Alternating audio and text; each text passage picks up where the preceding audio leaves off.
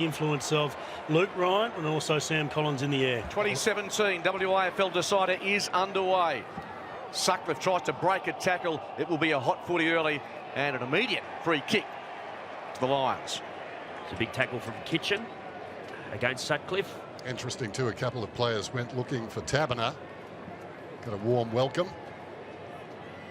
Jordan Lockie's getting that matchup as well. We saw Jackson start on him last time out.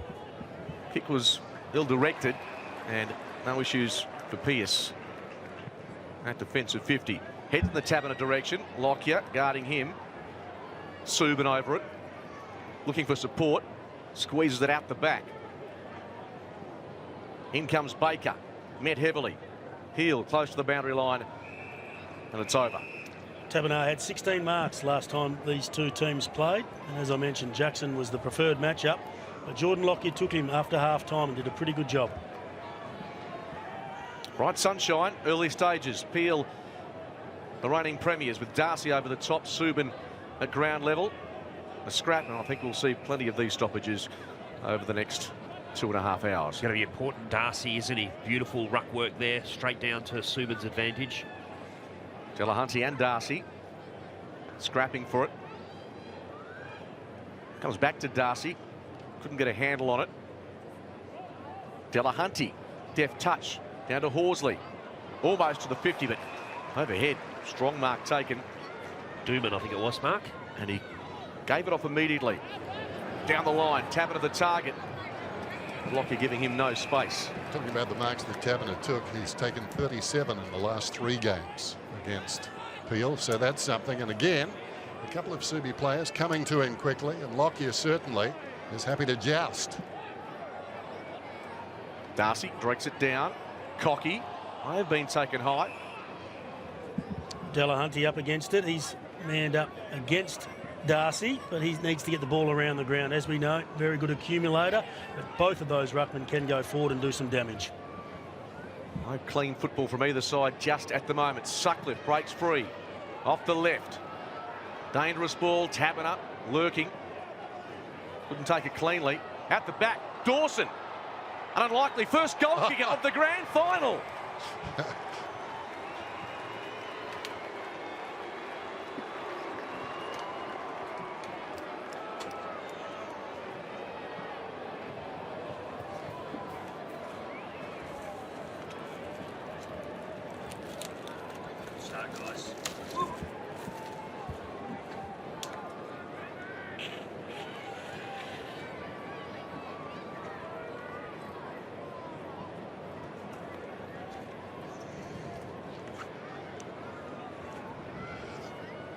Would have been depressed if he got him in the raffle, but that was a quick kick out of the pack and a terrific start for Peel.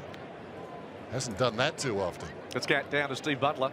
Yeah, well, he was in the action just before that too, guys. A big hit on Matt Taberner by Declan Jackson, and then Zach Dawson came flying in, gave Declan Jackson back an absolute beauty as that ball was in the air right in front of me and knocked him flat and knocked him to the bench. Playing for plenty this afternoon. Opening goal to Peel. Delahunty's kick was smothered by Subin. He goes again, this time off the deck. Everton taken off it.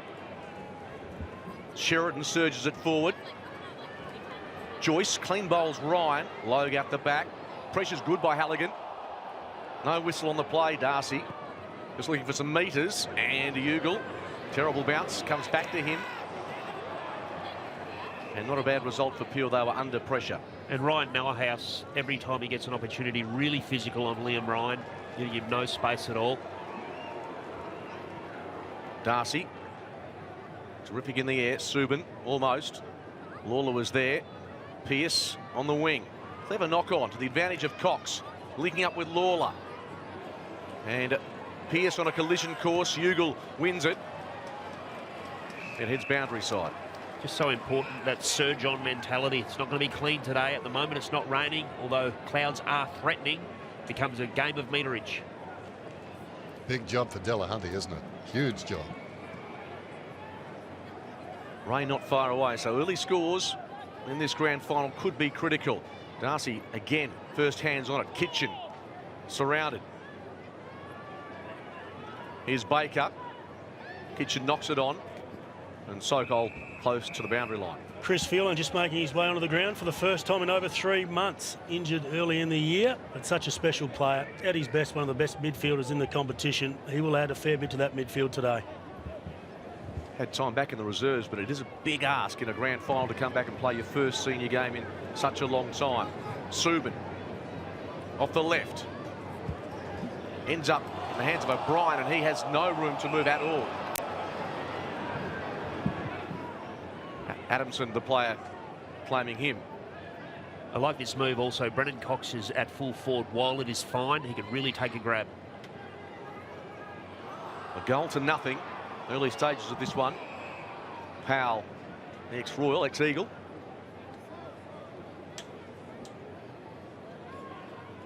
Just outside the 50. Darcy down to Pearce. It was touched in flight, so it's that ground ball battle. Lockyer out the back door was good to heel. Hurried kick. Tracking it towards the line is Powell. Gathers, kicks. Stevenson made his return to the senior side last week. Impressive he was in that victory with 3 goals against the Bulldogs.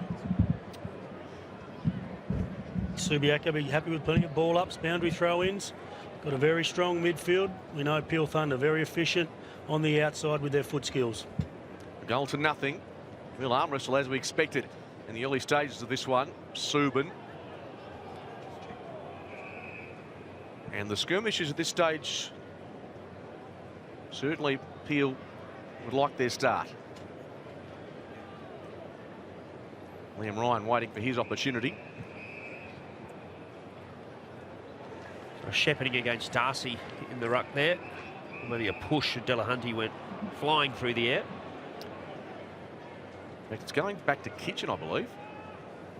He's certainly heading towards the footy. No one's quite sure the reason, but it is going back to the midfielder. That's what he has to do, Delahunty. Just mix up his starting position. Sometimes jump, sometimes push. Use his strength. Just pose some different questions towards Darcy. Kitchen. Ibbotson couldn't take it. Baker mops up brilliantly. 1-on-1. Lowe goes to ground. That could be critical.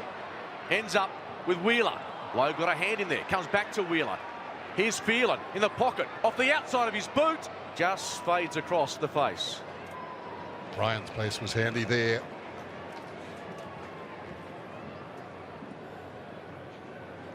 First dangerous move forward for the Lions. Nyhouse at the top of the square. Great service for Taverner. Maybe it was right on the boundary line. They have a lot of confidence going towards Taberner. That's the 4th time they've kicked it straight to him. But so far, Subiaco have had his measure. He should have marked that one, I think, Matt Taberner. Delahunty works his way to the front. Ends up with Darcy. High ball.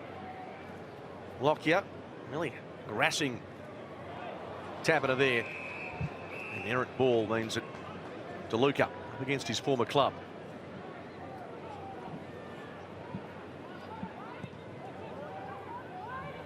Just forward of the wing. Over the top went Jackson. Into the path of Baker. DeLuca kept it alive momentarily. No one coming up to meet the ball that time. All dropping back, wanting the long ball. A bit more variation. Dark clouds hover around Subiaco at the present time. Dawson, the goal kicker in this contest. Sutcliffe and Subin. And all of these players today will know they've been in a grand final. So physical in the early stages.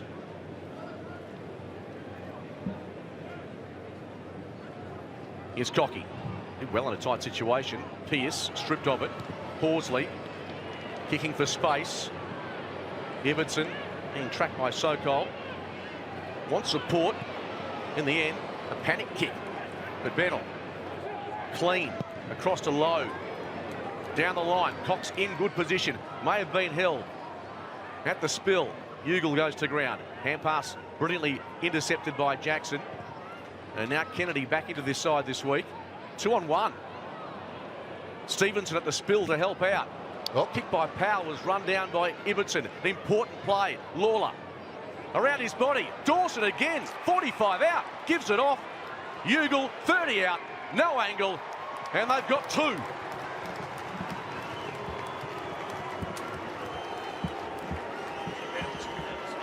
Terrific. Clean. I thought it was Harley for a minute. It was good. Tell us a bit more about it after the break. Okay. Morris.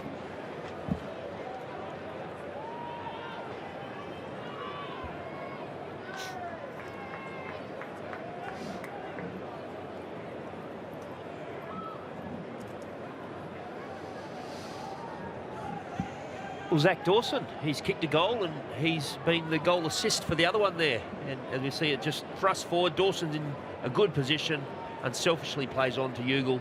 I'll tell you what, Bennell was very good at halfback, really clean when other players were fumbling, and that's how Peel got the advantage. On the ball through the middle. It's in dispute here. Pearce scrambling for it. Kennedy's hand pass into space. Joyce now goes after Lawler. Ends up with Horsley. Time to weigh up the options and took something off the kick. Sokol has it. 45 out and within range. Such a clever kick there from Kyle Horsley. Looked like he wanted to go to the other side of the ground, but the kick probably wasn't there. The lead wasn't presenting, so he changed late and just got it on the outside of his boot. Very nice to Sokol. A couple of goals against Peel in the second semi-final. 45 goals for the year. Breeze is swirling. Hits it pretty well. It's a floater, but it's straight. And Subiaco with a much-needed response in this grand final.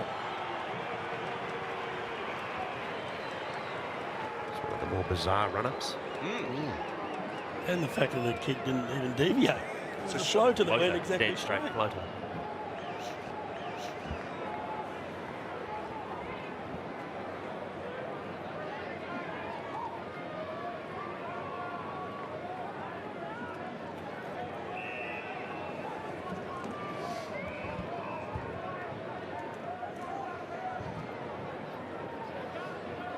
That's what Subiaco needed. Ben Sokol, what a player he's been since transferring across from South Fremantle for more opportunity. Didn't strike it perfectly, but you don't need to. They just need to go straight. And it was set up by a brilliant kick from Kyle Horsley. He's taken more marks this season than any other Lion. Invariably gets a mismatch. Blood rule in vogue here. That's fracas that was part of it all. 6-point margin. Joyce in the middle. Cocky did well enough off the ground. In the path of Baker. Bennell once again at half back. Gives it off. Ryan's hand pass. Works out well. Juman gets it from Cox and the Thunder can advance. Heel. Quick hands to Lockyer and now Toomey. Phelan. And Walters just couldn't hold on. Ball in dispute. Cox is there, so too Baker. And the Subiaco small forward did really well, although Delahunty's kick makes metres. Started well, Baker, as he did last week. The 3 goals against South Fremantle. Heel was good across half back to Gather.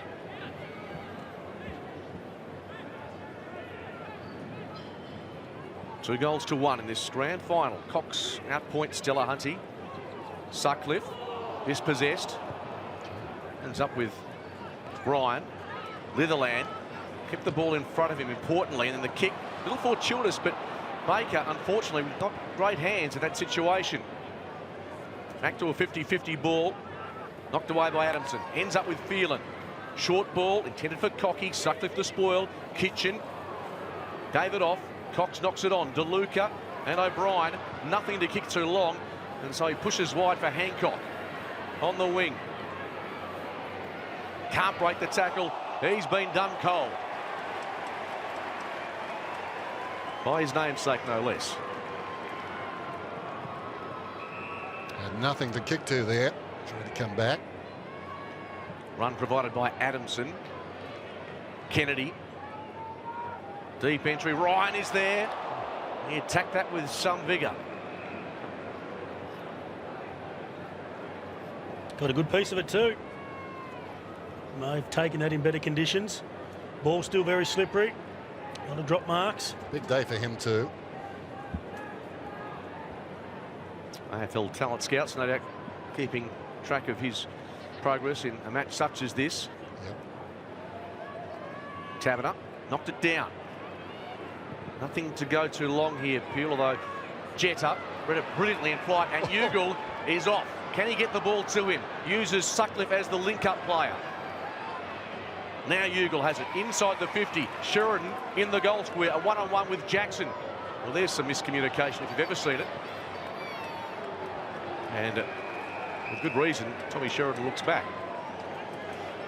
Familiar face there, Justin Langer taking in the action, and he's a mad Subiaco fan. So pretty pleased with himself over the last 12 years or so, like all Subi fans. Yes, he and former Australian cricket captain Kim Hughes, devout Lions supporters. Almost 50 out, Juman can't take it, but he drags it back in. Kitchen, a little fumble. Those guys you were talking about have paid a price, though. Pretty bleak over the years. Between World War II and the national competition in '87, they won just 2 premierships. Making up for it now, then. That's right. They are filling their boots. Delahunty goes to ground. Dawson makes some meters. Bell over it. Powell off the ground. Juman there to help out. It's been impressive. Straightens up into the pocket. Taverner has a couple to beat. Oh, he almost took the mark. In the pocket. Little snap wasn't bad either. And that man, Ugle, knows where they are. Just couldn't get the angle right. You mentioned Taylor Deman. He is impressive. Another young draftee for the Fremantle Dockers. Just starting to play some good football. She had a lot of it, didn't he, Taverner? Good unlucky. Margin 7 points. Logue over the top. Kitchen did well in a tight situation. Off to Stevenson. A fumble. Bell capitalises on that. Sheridan back with Kitchen. Just a good player, Kitchen. And Wheeler wants his left. Drives it past the wing. Cox off a step. Chest mark taken by Bell. Rain starting to fall. Open forward line, and somehow it was Taverner who got some separation. The Subiaco defence lagging. Jordan Lockie's got that match up. Wasn't to be seen. Just got a block there from Dawson. That's why players love playing with Zach Dawson. Just helps them out, put on a block, gets Taverner into the game. Experience, isn't it? Just right place, right time. He would have had that done to him a few times over a long career, Zach Dawson. 4 goals in that second semi-final against Subiaco. Taverner, that's a magnificent kick. Never looked like missing. The Thunder had 3.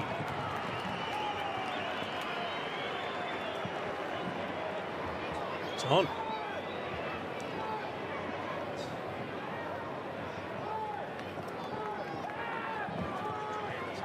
He's a good player. He looked Nice good player. last week too. What number was it? Was he rookie? Victoria? South Australian, I think.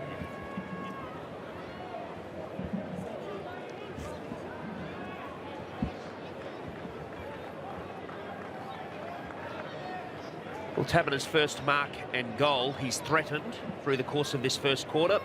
A lovely kick from about 40 metres. Rain tumbling down now. Worked out of there by O'Brien. Sheridan. He'll have some numbers through the middle. DeLuca. Hand pass just to the disadvantage of Pearce, but he was good in that situation. Back to DeLuca. And Bell. Hoping for support to come. There's a bit of feeling in this game. Yeah, there's been great physicality, as you'd expect. There's a grand final. Premiership up for stakes. He's very lackadaisical, Brendan Cox, isn't he? He's going to be a good player. Yeah, he is. Good overhead. Wheeler knocks it down. Pearce rode the bump well. O'Brien in the grasp. Bennell put it to ground. Somehow forced a passage. Lawler. Dawson tried to go over his shoulder. Powell back inside the centre square. Oh. And at Nyhouse. Good ball for Pearce. Dropped the mark. And now some turnover football. Litherland. Sokol. Ryan is full of the ball. High kick. Ibbotson. Generally the master in that situation. No exception there. Good hard running by Pearce, but dropped the mark. Disappointing. They look dangerous on the spread, don't they? Notwithstanding that error there by Pearce, but as soon as Peel had got the ball across half-back, their runners were off and gone. They've got the skill on the outside, don't they? I think Subiaco, a bit more grunt on the inside. Yeah, they're Get getting it, numbers kick around the footy, but it's a hack kick forward at the moment, and the Peel defenders are really well positioned to turn the ball over, or at least get it out of bounds, as we saw Ibbotson do there. Rory O'Brien. Yeah. Done this a few times, hasn't he? Been a wonderful player. Rory O'Brien, Sandover medalist at East Fremantle. Back to Peel, where it all started. And he's averaging 25 possessions a game this season, so that's terrific. Very good player on the inside, but what he does do is read it very well when he's ahead of the play. So smart at ducking out into those gaps. A lot of people call it cheating, but I just call it being very smart with knowing where the ball's going to end up. Didn't duck quickly enough then, though. With rain tumbling down, 13-point lead is pretty handy for Peel midway through this first quarter. Walters, some good body work in that congested area. Just outside the 50, and they're fighting a draw here. Horsley can't escape. And looking around, it gives the indication that this rain is really going to set in now, so it's going to be a game of inches, a brutal game. Darcy, here's Horsley. Walters couldn't lay a boot on it. Close to the boundary line. Ricochets back into the field of play. Darcy at the 50. Subin in support, tries to force his way through. Sutcliffe, now Kennedy. And clean football's very hard to produce this afternoon. Liam Ryan yet to have a touch.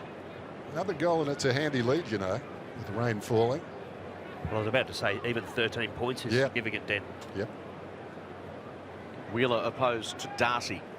Subiaco have some numbers backward of this contest. Inside 50, Collins, a decisive spoil. Walters near the boundary line within Jaman, and they square that. What the rain does do is it makes it very difficult for the Peel defenders to mark it. Collins, Luke Ryan, very good at marking and switching the play. That's now been taken away from them. 13 points to lead. It's at the 50. Darcy opposed to Wheeler. Here's Phelan. Gets plenty of purchase. Top of the square. Low acrobatically. Oh. Stevenson, can he get boot to ball? No. That was touched right on the line. Unlucky.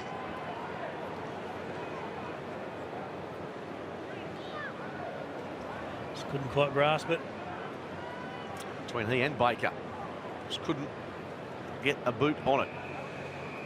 Is a game of luck at times, isn't it? One of the goals earlier on that we saw was from a good smother. Could have gone either way. Went Peel Thunder's way, and they were able to score from it. Deep in the quarter too, that ball's heavy and slippery. Plenty of chatter between the two ruckmen. A smile on the face of Clancy Wheeler. He's put to the ground. Sutcliffe makes about 20 metres. Adams just had to pull his kick there. Could have been a whistle, and certainly Ugles demanding one from the umpire, and with pretty good cause, I would have thought. Had a case. It's always tricky, the blood rule in that part of the face, to try and allow some air through the nostrils and get back out there as soon as possible. Rory O'Brien on the wing. Heel wanted to spoil. Bell at the spill. Across to DeLuca. Tabata.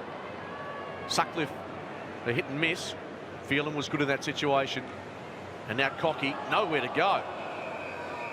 Gee whiz. It's prior opportunity if you get your arms free, isn't it? Just a matter of whether he crossed the boundary line. At what point the umpire made his decision, but he's had a good 3 or 4 metres there, Dennis. It is teeming down now here at Subiaco Oval. Goals are going to be like gold in these conditions now. Subin dives on it. And the umpire, well, letting them play. Duman can't gather. Stevenson goes to ground. Sutcliffe, a scrambler. And they make about 35 metres in that sortie. Indoor stadiums are a good idea, aren't they? Turn it up. This is your natural habitat. Oh, it is really taming down. There's an injury here to DeLuca. He's been good. Had the 7 possessions already, the most of any player on the ground. A bit of a limp up coming from the ground there. Looks like a right ankle foot concern. Pearce gets it inside 50, Lawler.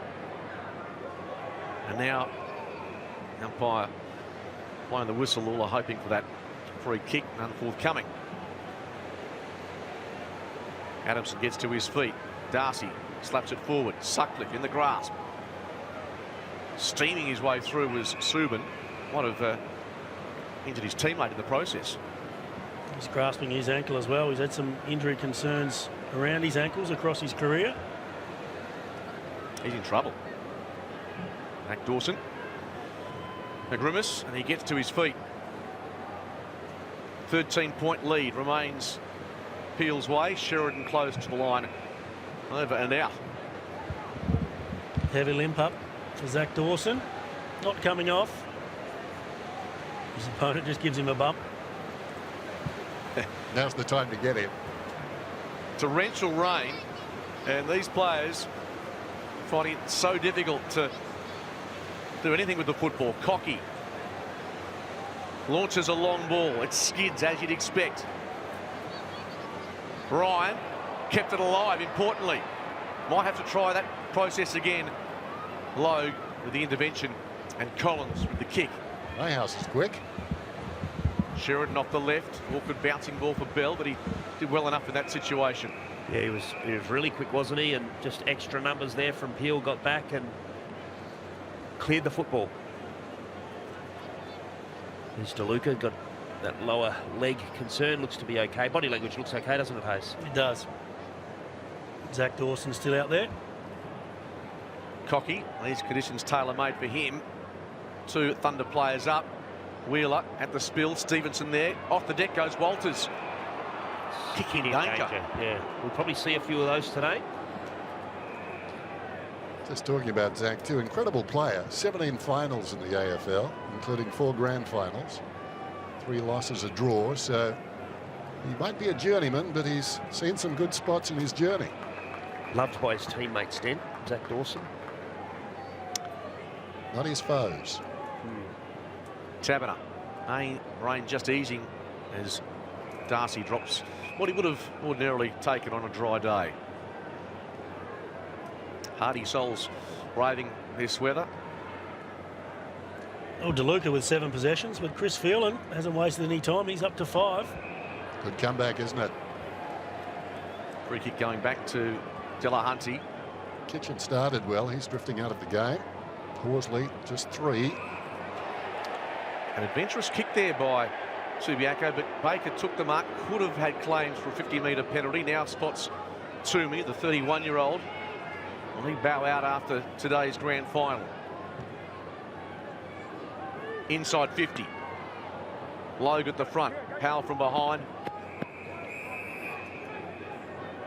He's covered well, Griffin Logue. Still about game sense for him, getting experience. Hasn't played a lot of football. You can see the athlete there, just needs to read the play and back his athleticism in. Zach Dawson getting a little bit of treatment as well. Cocky. Hancock, brilliantly smothered by Pearce. Ends up with Litherland, the ex-Hawk. Bombs it to the pocket. Logue is there. The defensive Peel again doing just enough. He was excellent last week, Litherland. Playing on some dangerous South Fremantle forwards, and he's been clean so far as the rain clears temporarily. Nullified Ben Saunders last week. Would like to have that kick again, though. Probably wanted to drop a little bit shorter. 30 out from Subiaco's goal. He was getting a game in Hawthorn were okay, wasn't he? Very good, in fact. Never a final. 30 games with the Hawks for heading west. 19 plays 7. Darcy with the reach over Delahunty. O'Brien can't manufacture a clean kick. Penal almost penalised. Just did enough. Heel, great courage going back with the fly. It's going to come down to moments like that, isn't it? Nearly paid for holding the ball. Scoring opportunity is going to be hard to come by. Conceding some ground here, the Lions. Phelan's on the end of a short ball. Outside his range, particularly in these conditions. And Peel with so many numbers back. Disciplined kick, top of the square. Darcy Almost came down with it. And the players dive on the football. That is impossible to get out. Tough for umpires too when you drift in and out of rain. Constantly making little adjustments to what they pay and what they don't. 10 out from Subiaco's goal. Delahunty.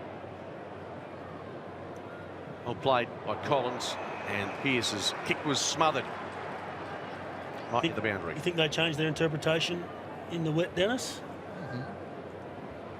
You don't think they do? I think they do, absolutely. Minute by minute, I think they do, regardless of the weather. Desperate lunge there by Baker, successful. Subiaco pressing here. I'd love a late score. Pearce, ball taken by Lockyer to the goal mouth. Ryan with the discipline act. Really clean hands from Lockyer there. Ryan's going to play a lot of football for Fremantle, isn't he? Yeah, really good in the air. Nice kick as well. Won't see him at this level, maybe ever again. Collins is the interesting one. We'll get on to him shortly. Litherland by hand on the up to Phelan. Seconds ticking away. 31 have been played. Low scoring affair. Powell over the top came Bennell, support from O'Brien, and this is perhaps their last chance to score in this quarter. Sort of gone down the pecking order a little bit there, Den, with Hamling coming in and also Griffin Logue talking about Collins, and then I suppose Alex Pearce is also another defender that Fremantle have a very high opinion of. Just turned 23, only 2 games this season though. Close to the line, in fact.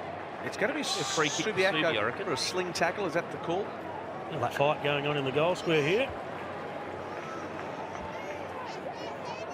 Well, this is a crucial shot at goal late in the quarter. Coaches hate giving up goals at the best of times, but in red time, as they say, so pivotal.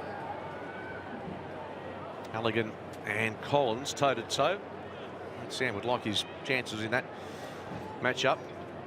Wheeler snaps delightfully around his body. Almost a quarter time Subiaco strike. That's a big goal, very big goal. Margin back to 5 points, and they've earned that late goal. Yeah, that's what you need sometimes, a bit of luck to win a free kick. It's Clancy Wheeler back into the team for the final series. Probably could have been paid holding the ball. Looks like it was from the tackle, the carry on, threw him into the ground.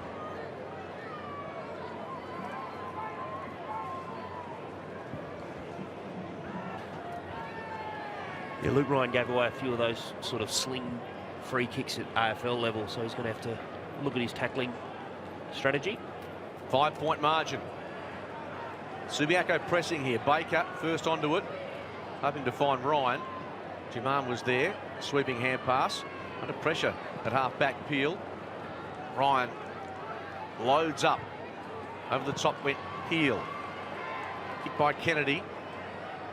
And Ryan played that well, just kept the ball in front of him.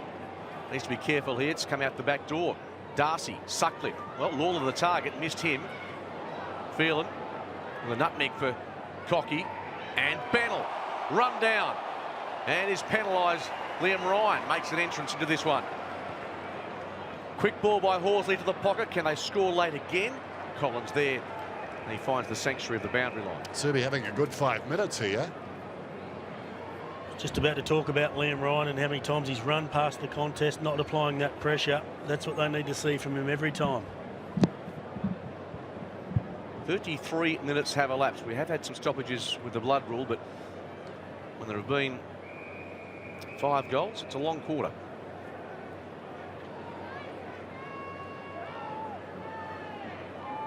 Liam Ryan. Tough day to apply his spectacular traits. Darcy. Joyce couldn't get much purchase on that. Hacked out of there by Pearce. Attacking it was Jackson. Going off the deck to Luca. O'Brien will be likewise. Ball just stays in the field of play, remarkably. And then down the line, it's a little win for Peel.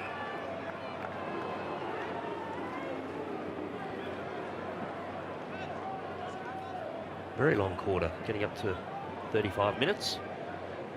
As Mark Redding mentioned, a couple of blood rules. It's been a really brutal affair so far. Darcy over the top, knocks it down.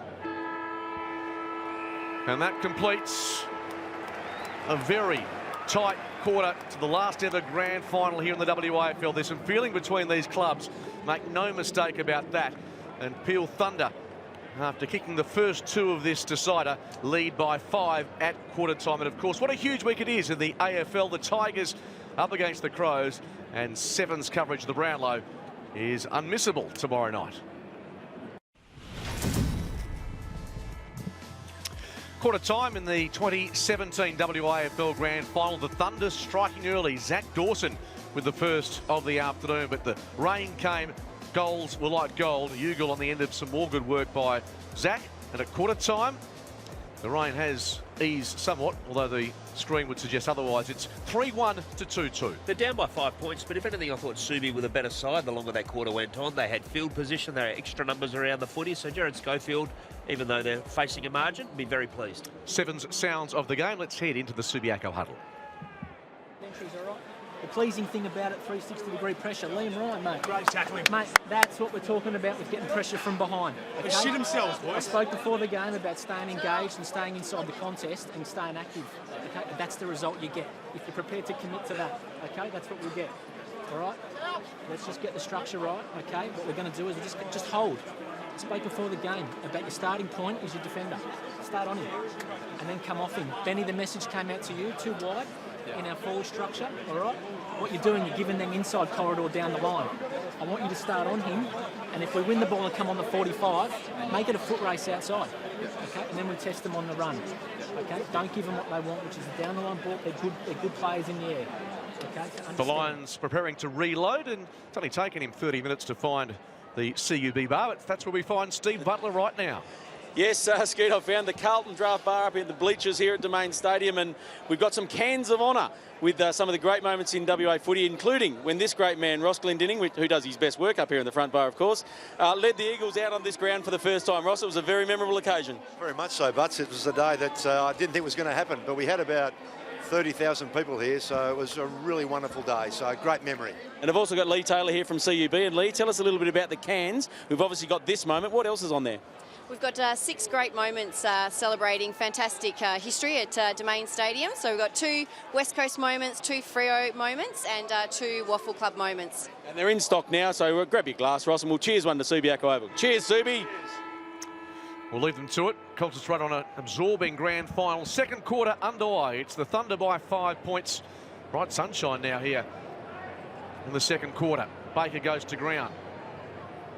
To Luca off the deck. Stevenson. Again, weight of numbers with Subiaco here. Subin, a little fumble close to the boundary line. There's Kitchen. Oh. Taken out illegally. Nick Subin pretty quiet in that first quarter. Only the 2 possessions.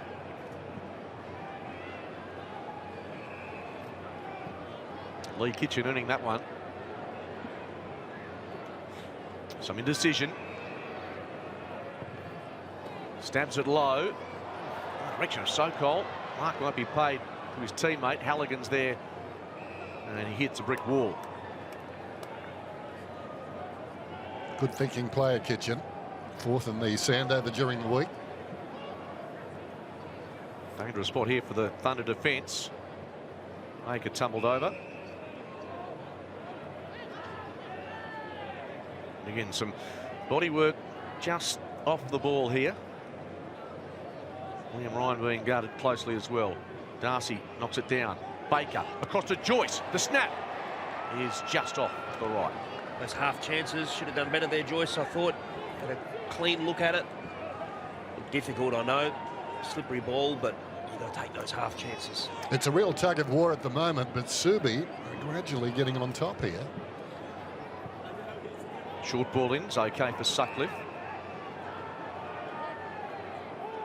Not far outside the goal square. He plays on. Kicks to the wing. Darcy forced to spoil. Cocky on a collision course with Ugle on that occasion. Ball squirts out the back. 3 Lions in the vicinity. Delahunty delayed the hand pass across to Toomey. Trouble now for Wheeler. Hurry ball. Ryan out of position. And that was enough to allow Nyhouse to take a chest mark.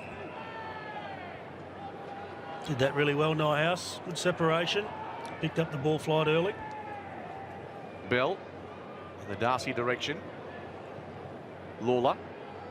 High ball. Kennedy was there. Hitting no hand pass. Lockyer. Important work by Subin in that situation. Sheridan goes to the run of Lawler. Has pulled it across his body in the Tapiner direction. With him is Toomey. Jetta's there in support. Knocks it to Tapiner. Still keeps it in front of himself. And he knocks it goal side. And in the end, a pretty good result for the Thunder. 14-8, the inside 50s, just a further illustration that Subiaco have had the better of it as far as field position is concerned, although Peel have it deep in their forward line right now. Fourth consecutive grand final for Subiaco. Peel chasing back-to-back flags, as we know. Horsley off to Kitchen. A duo, always racking up the big numbers. Wheeler worked off it. Pearce along the ground. Hancock dispossessed. They still scrap for it. Ugle in the Jetta direction, did all the hard work, but he pushed his opponent in the back in the process. Good call by the umpire. Two hands clearly in the back. Good pressure coming from Subi too, affecting those kicks towards Tabiner. Litherland goes for distance. Oh, Darcy outstanding. Hands it off to Lowe. Penetrating kick. Sheridan will come from 3 deep. Jetta on lightning reflexes. What a goal that was.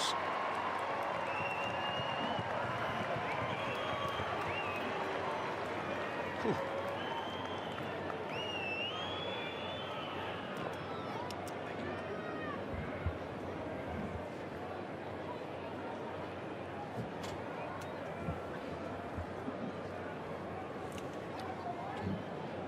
Right. Great goal, just instinctive.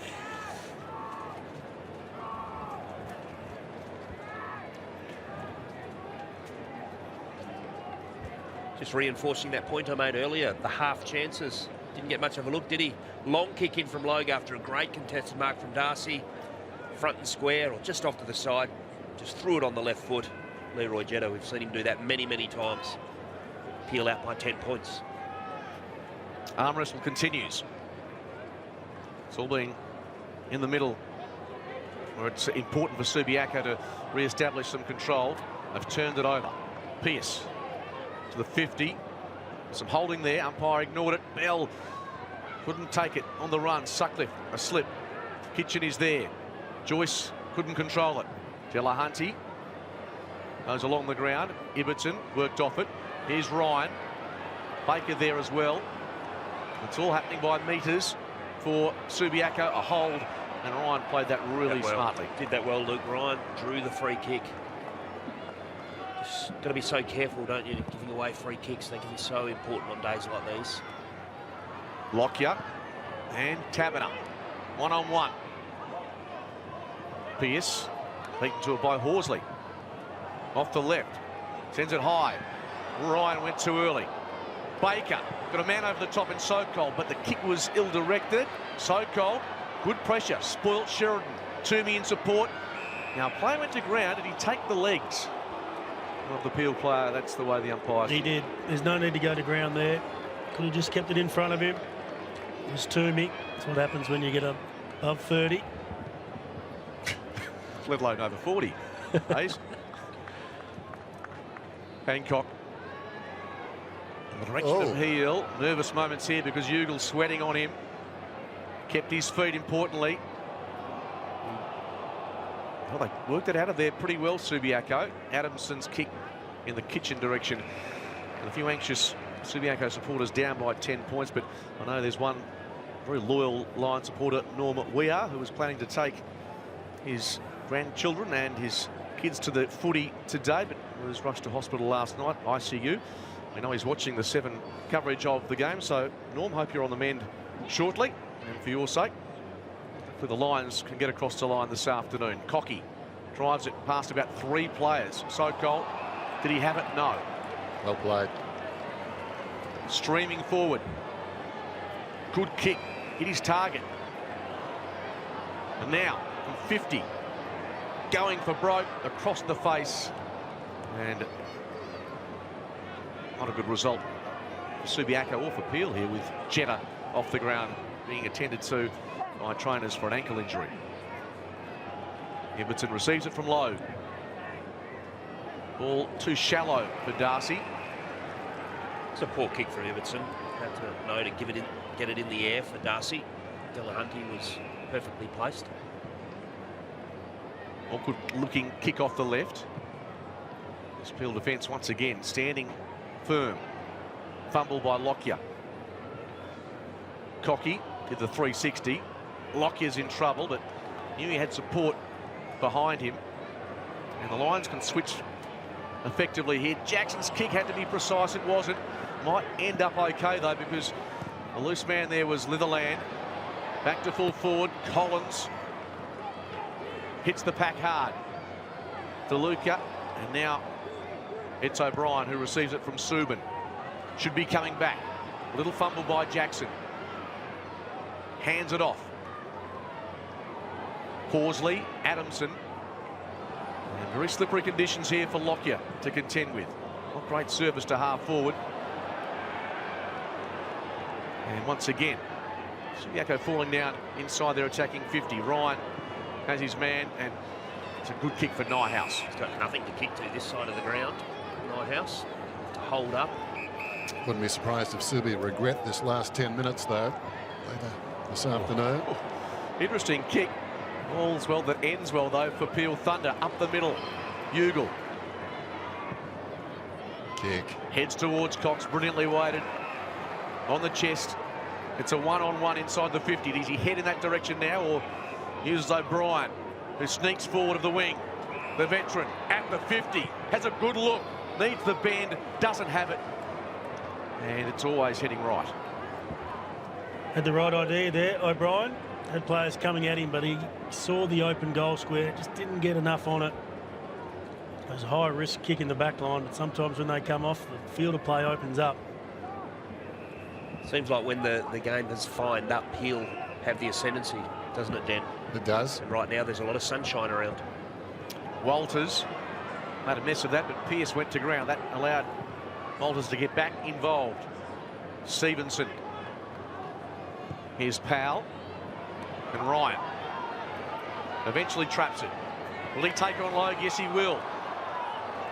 Gets past his defender, Stevenson. Here's Joyce. Has a couple to choose from inside 50. He lowers the eyes. And Sokol, who is a very sound finisher, gets a good look from 45.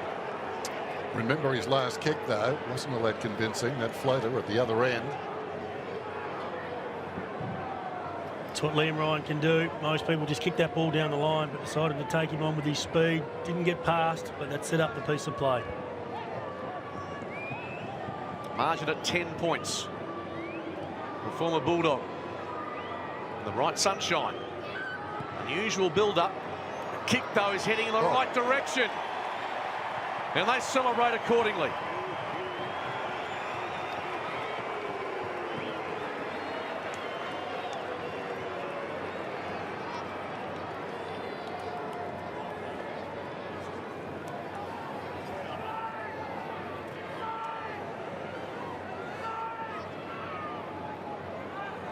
Strange little action when he kicks to the right. Yeah. No. He did that down here, Yeah. too, didn't he? Just doesn't when it's wet.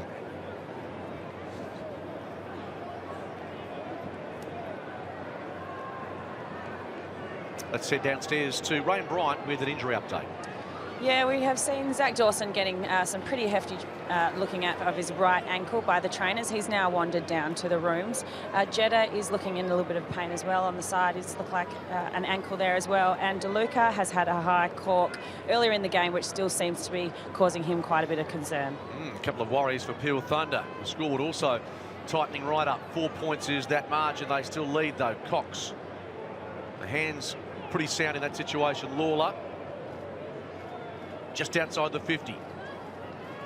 Darcy It's a Taberner. Can he release the hand pass to O'Brien? He could. Deft work by the field umpire to escape the ball, which was heading in his direction in a hurry. Yeah, not great for Peel, is it, those concerns? DeLuca definitely restricted a little bit, and Dawson down to the rooms. A few other players with lower limb concerns also. Kick by Joyce. He's out on the full, so it will be coming back. Trey Bennell.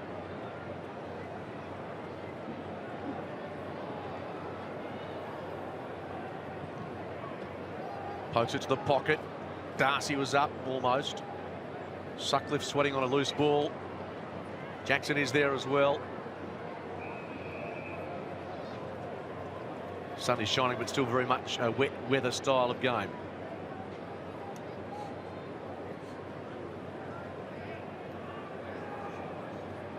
Margin at 4. Cox hands on it first. Subin. Well, they tend to attack him a little more vigorously than others. Nick Subin, I think he gives as good as he gets. John Schofield's been there and done that. Domination in the hit-outs. Big disparity there. Kitchen. Lawler. Now Subin. Not much point just knocking it 2 metres from where the umpire tosses it up. He'll need to get it wider. Such congestion. Cox. Free kick against, you can't take it out of the ruck. Which he tried to do. Pretty much landed in his lap. I don't think he intended to. Subin and Cocky going on with it. He was lucky not to give away a 50-metre penalty there, Nick Subin. But now Taberner and Cocky. Yeah, they get tangled up just behind this short kick, which ended up with Lockyer. It's going to be a 50 against Taberner for a leg hold against Cocky. It was a bit stiff, Taberner. He certainly didn't initiate that or do much initially. They've clearly had a plan today, haven't they, Subiaco, to get into the face of Taberner and Luke Ryan and Collins, the 3 players that dominated them in the last final. Test their commitment. Test their commitment, but it takes a little bit away from them too. Just a little bit of extra energy spent, so they can't run around the ground and be dominant like they were. Sounds like he used that as a coach. Lockyer, watch out, Ugle. His blind side almost cleaned him up. O'Brien, ditto. Hits the deck hard alongside Halligan. Horsley took them on, and that's out of bounds on the full, I suspect. Was out on the full. I'm not sure what the boundary umpire was looking at. Belly would know better than most, but when you're getting tagged as a player and somebody wants to wrestle you, it takes a lot out. When it's time to run away, it's very hard. Particularly if you run away and then someone else wrestles you. Don't worry, it's happened. The Thunder by 4. When you say run away, you mean just jog away with dignity. That's right. Don't run away, Den. Wheeler under pressure. As a result, couldn't strike it as he would have liked. 2 AFL coaches were very good at it. Ross Lyon coached teams. And also Paul Roos coached teams. You get away and then somebody else gets you, Den. Ross Lyon was midfield coach for Paul Roos for a while there. And Paul is seen as squeaky clean too, isn't he? He's got that image. Well, Bennell didn't get far enough off the mark, and he put his body on the line big time there, Pearce. But Subiaco win it back. Hancock, Horsley, can he hit a target? Ryan, spoil. Oh, heavy work. Peel player has gone down. Sutcliffe. Pressure by Subiaco was certainly ramped up. It was Ibbotson who was collected heavily in that last passage. The tempo of this game has gone up a notch. Poor bounce for Cox. Lawler charges through. Toomey's there as well. Sutcliffe makes meters. A foot race here. And Litherland, if he's clean, well, great pressure by Taberner. There wasn't rewarded, but Bell's there to support him. And now Jetta can link up with Taberner. Has a man in the pocket free. Toomey desperately tries to get back. But that was well worked by Peel, particularly Taberner, who set that up. Hancock, little laconically across his body, but finds Sheridan. It's good play by Peel, wasn't it? Just extra numbers to the footy. And they got it forward. Quite fortuitous. Taberner didn't look. Just blazed away, and it was Duman, was it, or Hancock forward of the footy? It's Trey Bennell that did it again. His clean pickups today been a real feature. He's probably handled it better than anybody on the ground. Taberner had the appetite, didn't he? Twice there.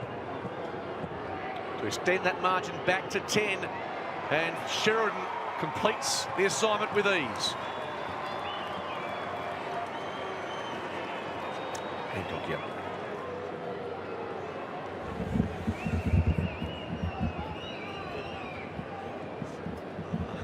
I think it's Ben. No, because it's Benell up at Swans, and it's Bennell here. That's what I was told. That's what Steve Butler said to me. That's what I'm going with.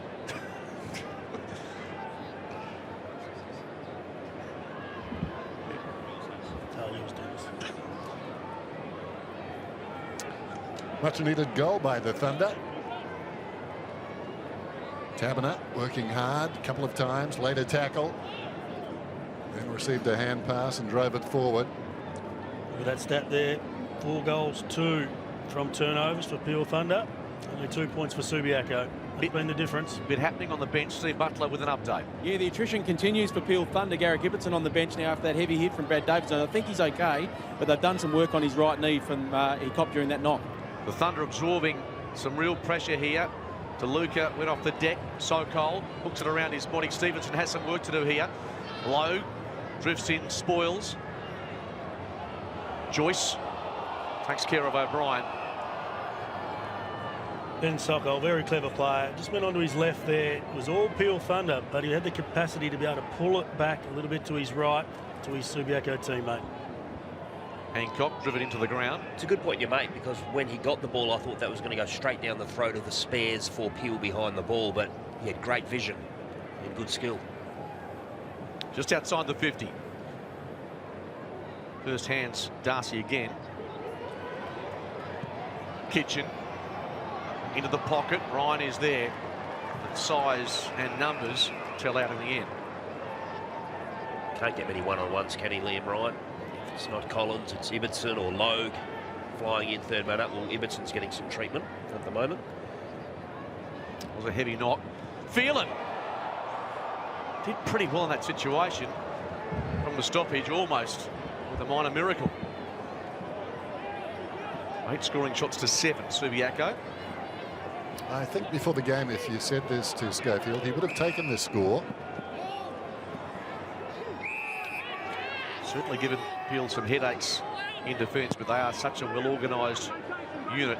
Juman kicks in the Cox direction. Cocky delightfully sends it inside 50. Ryan in the pocket around his body. Sokol shins it forward. Horsley's there, goes past him. Kitchen, and that ball would be touched. I think it was going to the left, but no chance is being taken. He thought it through pretty well, though, didn't he? Sneaky kick. Another half chance goes begging for Subiaco. Bennell is Cox. Bell about to be run down. Heels, hand pass, too much on it for Hancock. Cocky intervenes, comes out to Bell. He's driven into the ground and pushed in the back. Drew the free kick well there, Bell. Sensed contact and dived forward. There's nothing that Stevenson can do about it. Kicks from the shadows into the sun. At the back, Toomey. Ugle puts strong pressure on Kennedy. Over the football. Be careful there, the Peel player, not to give away the free kick on Powell. Just watching Adam Cocky too, cop one in the nose there. Some heavy body work by him. And stopped suddenly. Horsley. It's about 25 metres. Baker stopped in his tracks. Let's hit the Kennards Higher Footy trivia. The last time in 2017, 5 players have won 3 or more Simpson medals. Have a think. Just outside the 50, Delahunty. Almost by Wheeler. Across the body from Kitchen. It needs a bounce. It doesn't happen. Is that a true or false question? It's not a bad response, Paul. We haven't missed one so far, so the pressure's on. 100% this year. Well, you obviously haven't worked enough with Paul and Peter himself, then. You've been a cameo performer. I was just looking for support. Cocky, in fact, it's Toomey now, wins it back. So Subiaco with a little bit of time and space to look upfield. Collins fisted it away, and ball's coming back to Ryan for the free kick. Bell shielding his eyes from the sun, takes the mark underneath the electronic scoreboard. 7 points that margin. Taverner the target. Ball not clear. O'Brien, bit of time and space with the kick. Well, going to ground, that was very awkward timing for Kennedy. Comes back to Taverner, off a step, Litherland has to try and get a hand to it. Fortunately, it squirts left. Can we see the question again? I know the grand final's on. There it is. Oh, how about that? Can't get that at home. For the first time this season, Peter Bell's actually looking at the WAFL budget, but just for some research purposes, no doubt. So not just in grand finals. Okay. It's got them all in there, hasn't it, Pete? No. Pierce, deep ball, Jeddah, almost. Little half chances for both teams inside their 50. Nice work by Halligan. Walters linking up with Baker. Sidesteps delightfully. And now sets Liam Ryan on a path. The ball bounces obligingly for the live wire forward. Kicking deep. Duman. Body on body with Sokol. Oh, well played by the Thunder defender. Logue off to Pierce. He can go short and does to Subin. Winning those one-on-ones, the Thunder. Heads in the Bell direction. Adamson did as well as could possibly be asked, but at the spill, Lawler, out. they've got numbers here. Cox, Jeddah's over the top, if he can get it to him. Litherland, well, that's a good result for Subiaco if he's not penalised. Well, he disguised that very well, Litherland, because if you watch on the replay, I don't think he had any other intention. No. Got his hand in there and he flicked it out of bounds. Played it well, though. He did play it very well. Had to make contact at that instance. Otherwise, Jeddah was over the top. Cox a little hesitant there. Ugle through the hands of Cox. Quick kick out of there by Phelan, and now Stevenson, a juggler. Absorbing grand final as we farewell Subiaco. Phelan, cross to Sokol. That ball will be coming back. Nyhouse, can they make an effective switch? Ryan heads up the middle. So Subiaco numbers there. He'll drop the mark. Charging through was Lawler. Ugle knocked it forward. Taverner needs support, none forthcoming. Stevenson on the up. Across to Jackson. A one-on-one. Sutcliffe opposed to Allegan. Was he pushed in the back? Yes, he was. Still okay, though.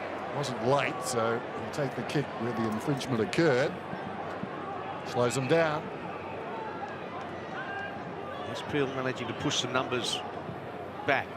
Has to be a good kick, this one. Stevenson over the top. Hancock, somehow, Powell finds himself metres in the clear.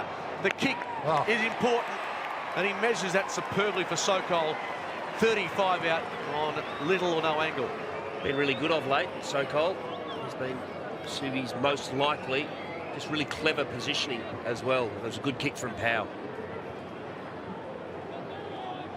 This will be goal number 3 for Ben Sokol. See if he ducks out to the right again. It's an extraordinary set shot routine that he's running with, but it's working so far. Took a long run up and then ducks out to his right leg. Giving himself plenty of time to gather momentum on the runway. There we have little dart to the right, a shimmy to the left, and through it goes. Subiaco within 2 points in this grand final.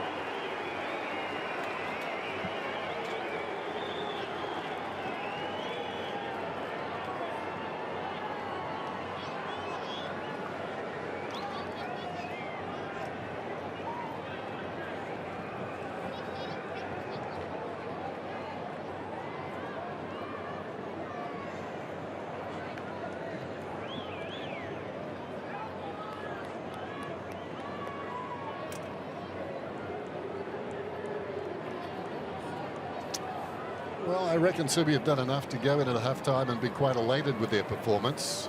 By contrast, Peel, with some players hurt, their rooms will be a different thing altogether.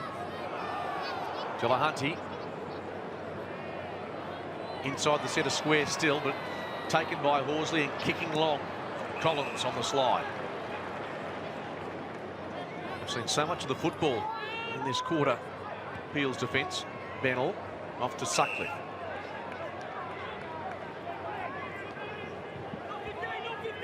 Ryan's a short option. And if you look at conditions now, it's hard to believe it was teeming with torrential rain just a quarter ago. Yep. Subiaco player has gone down behind play. There's a whistle, and the umpire has deemed this at the very least a free kick. Halligan, the player who went down. I think Ibbotson was the only Peel player in the vicinity. Sutcliffe for mine. Was it Sutcliffe, was it? Garrick Ibbotson wouldn't do that behind the play. One of the true gentlemen. Fremantle Dockers, what a career he's had. Let's check in with C. Butler briefly. Yeah, no, it was Cam Sutcliffe who went past Halligan and nailed him with a beautiful right elbow right to the jaw. I'm sure I'll be calling you for evidence at the tribunal, Steve, if that's the case. O'Brien. He did say beautiful. Yes. Close to the boundary line, and there's Taberner. He's got a big engine, hasn't he, Taberner? Moments ago, he was down in front of us on this side of the ground. Ball wanders towards the line, and, well, Cox kept it in. Sheridan back to his teammate. Bell's in the pocket. Comes more corridor side, and Ugle, 45 out, not without a chance. Really good play by Brennan Cox. Something out of nothing again. The ball could have easily trickled out of bounds, but Cox was clever and skillful. Quick hands, and then a nice deft kick inside 50 rather than just blaze away long. 3 goals in last year's grand final, going at his second mark. His second year as captain. Ugle might be a goal. Lockyer did almost enough in that situation. A minor score, the result. Bearing in on half-time in this grand final, 3-point margin. Peel have led from the outset. Subin elected to spoil. Ugle, and that ball and the siren coincide in what has been a wonderfully tough, tight, low-scoring 2017 WAFL Grand Final. And the Thunder 5-4 over Peel 4-7 in this one, where rain dominated the opening quarter and the sun breaks out in the second term. Subiaco having their chances and Peel just capitalising on the ones that came their way. Both coaches with reason to believe there's an upside as they head to the change room. Steve Butler is in the middle with a warrior from the Thunder. He's certainly a warrior, Rory O'Brien, and he's pretty banged up. It's a pretty hot game out there despite the weather, Rory. Yeah, it is. They've really come to play. We knew they're a quality side, and that's their type of game, contested footy. So we've been tested that quarter, but we're able to hold them. What do you need to get back to in terms of your skilled footy to get control of this game again? Yeah, we need to control the ball. I think obviously we are not handling the pressure right now in the congestion. We've got a little bit more time with the ball, which we're rushing. If we can control the ball this next quarter and get out in the space, I think we'll be able to run over the top of them. I know what it means to get another one, Mako, and good luck. Cheers, thanks. Rory O'Brien, it's a 3-point game. Peel leading, Subiaco chasing back-to-back premierships. The Lions, of course, in their 4th consecutive grand final. What a game we have to finish our story at Subiaco. NFL is here on Mate. Fires into the end zone. Touchdown! Catch 3 massive games every week. Oh, what a play! Mate's the only place to catch all the action live and free. It's going to be a touchdown! NFL, Monday on Mate. The WAFL Halftime Show, proudly presented by Community TAB. Such a wonderful struggle in the 2017 Premiership decider between Peel and Subiaco. Ben Sokol hitting the target, and Peel Thunder with their opportunities going forward. Matt Taberner, always dangerous, and off the left. The Thunder have led from the outset, but at half-time it's just a 3-point margin. A fascinating grand final. 5-4 plays 4-7. Yeah, Horsley and Kitchen been very effective around the ball. They're smashing them in clearances at the moment, Subiaco. And as we saw before, Ben Zokol, he's been the best forward on the ground. 3 goals for Subiaco. Having a look at some of the stats there, contested possession so important, and Subi winning that, plus 20, and as Paul Hazen has articulated, Plus 12 in the clearances off 50 to 12, losing the hit-outs. So hit-outs not so important. Subiaco feasting on the Peel Ruckman's domination, mainly Sean Darcy. Yes, it has been and will be, imagine, a low-scoring affair. Rain came early, and Zach Dawson, out of nowhere, that unlikely first goal kicker of the game. He has hit the scoreboard when he has moved forward for Peel this year, and wouldn't he love a victory this afternoon in his farewell performance. He sets up Bugle for their second, and the Thunder winning the early exchanges, despite the fact that Subiaco, as we saw, the clearance is very much dominated by them. He copped an injury to his ankle, Zach Dawson. He was very good before that. He kicked the goal, set up another one and put on a block for Tabernar. So since he's gone off the ground, they've certainly missed him in their own forward line. There's been a few injury concerns for Peel. Dawson, DeLuca had some treatment. Ibbotson had some treatment as well. This is what we like about Liam Ryan. He can blaze it long, but no, handball out in front. Stays alive in the contest. Manages to get the hands out, and then suddenly they get another opportunity to Sokol, I think, from memory, yeah. 3 goals for Sokol in the first half. Been very smart with his leading, just found the gaps, and he's done a pretty good job on defensively on a couple of their key defenders in Luke Ryan and also Sam Collins. Tabernar's continued to work. He hasn't had it all his own way, been beaten in the area, but what I've liked about his game, he's worked hard around and at ground level has been pretty good. Sheridan with a late goal.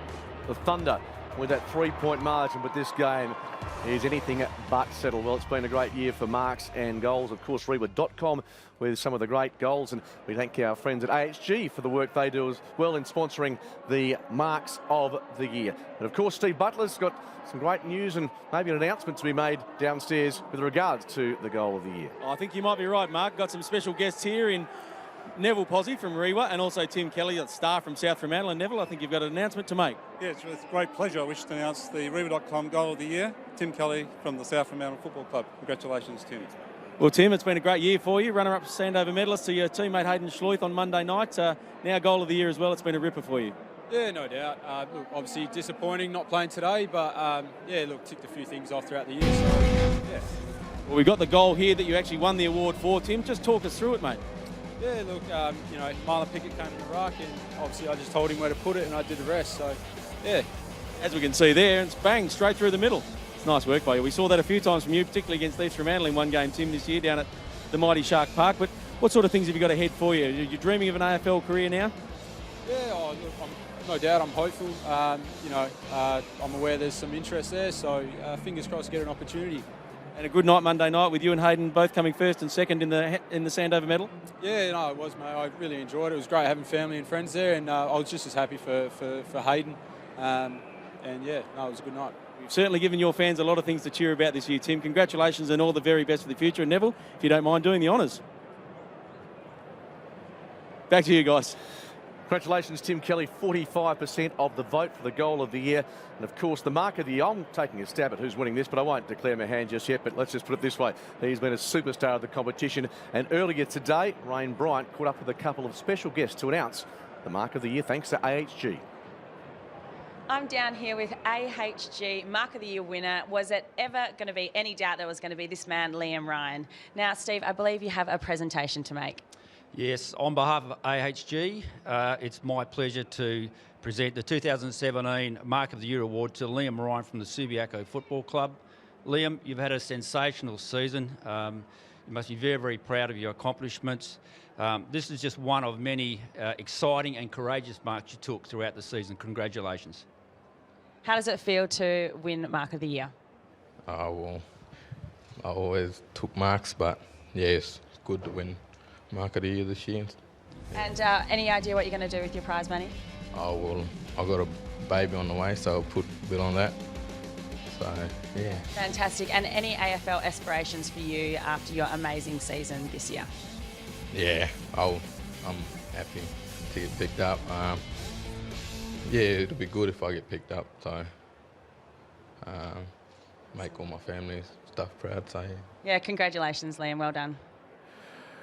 Oh, yes, a man of few words, but he lets his actions do the talking. Liam Ryan, 52% of the vote. Was there ever any doubt? Yeah, that's not a typo there. That's 4 for Liam Ryan. And I'll tell you what, Ben Saunders, the lone non-Liam Ryan Mark of the Year contender, was a pretty good mark as well, Hayes. I thought he would have won it, Ben Saunders, but I can understand why Liam Ryan got it. But you just wonder who they were voting for when you had 4 Liam Ryan marks. What a talent he is. It's a huge week of sport on 7, particularly footy, of course, grand final week.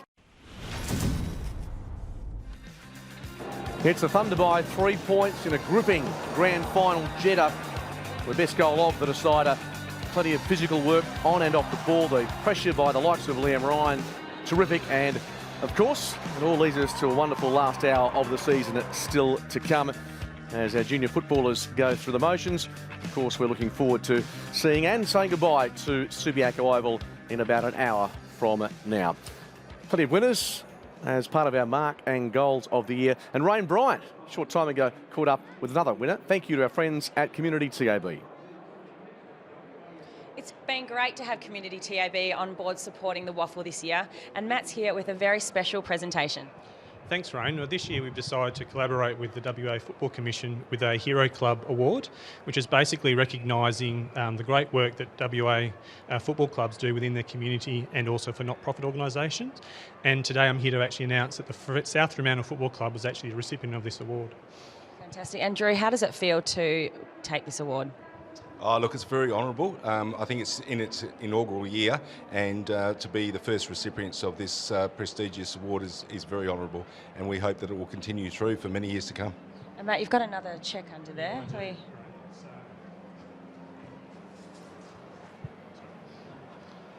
So to recognise actually the South Fremantle Football Club was actually the Stephen Michael Foundation, which basically was the recipient of the award as well. So there's a donation also to that foundation. And what does this mean for the foundation, Drew?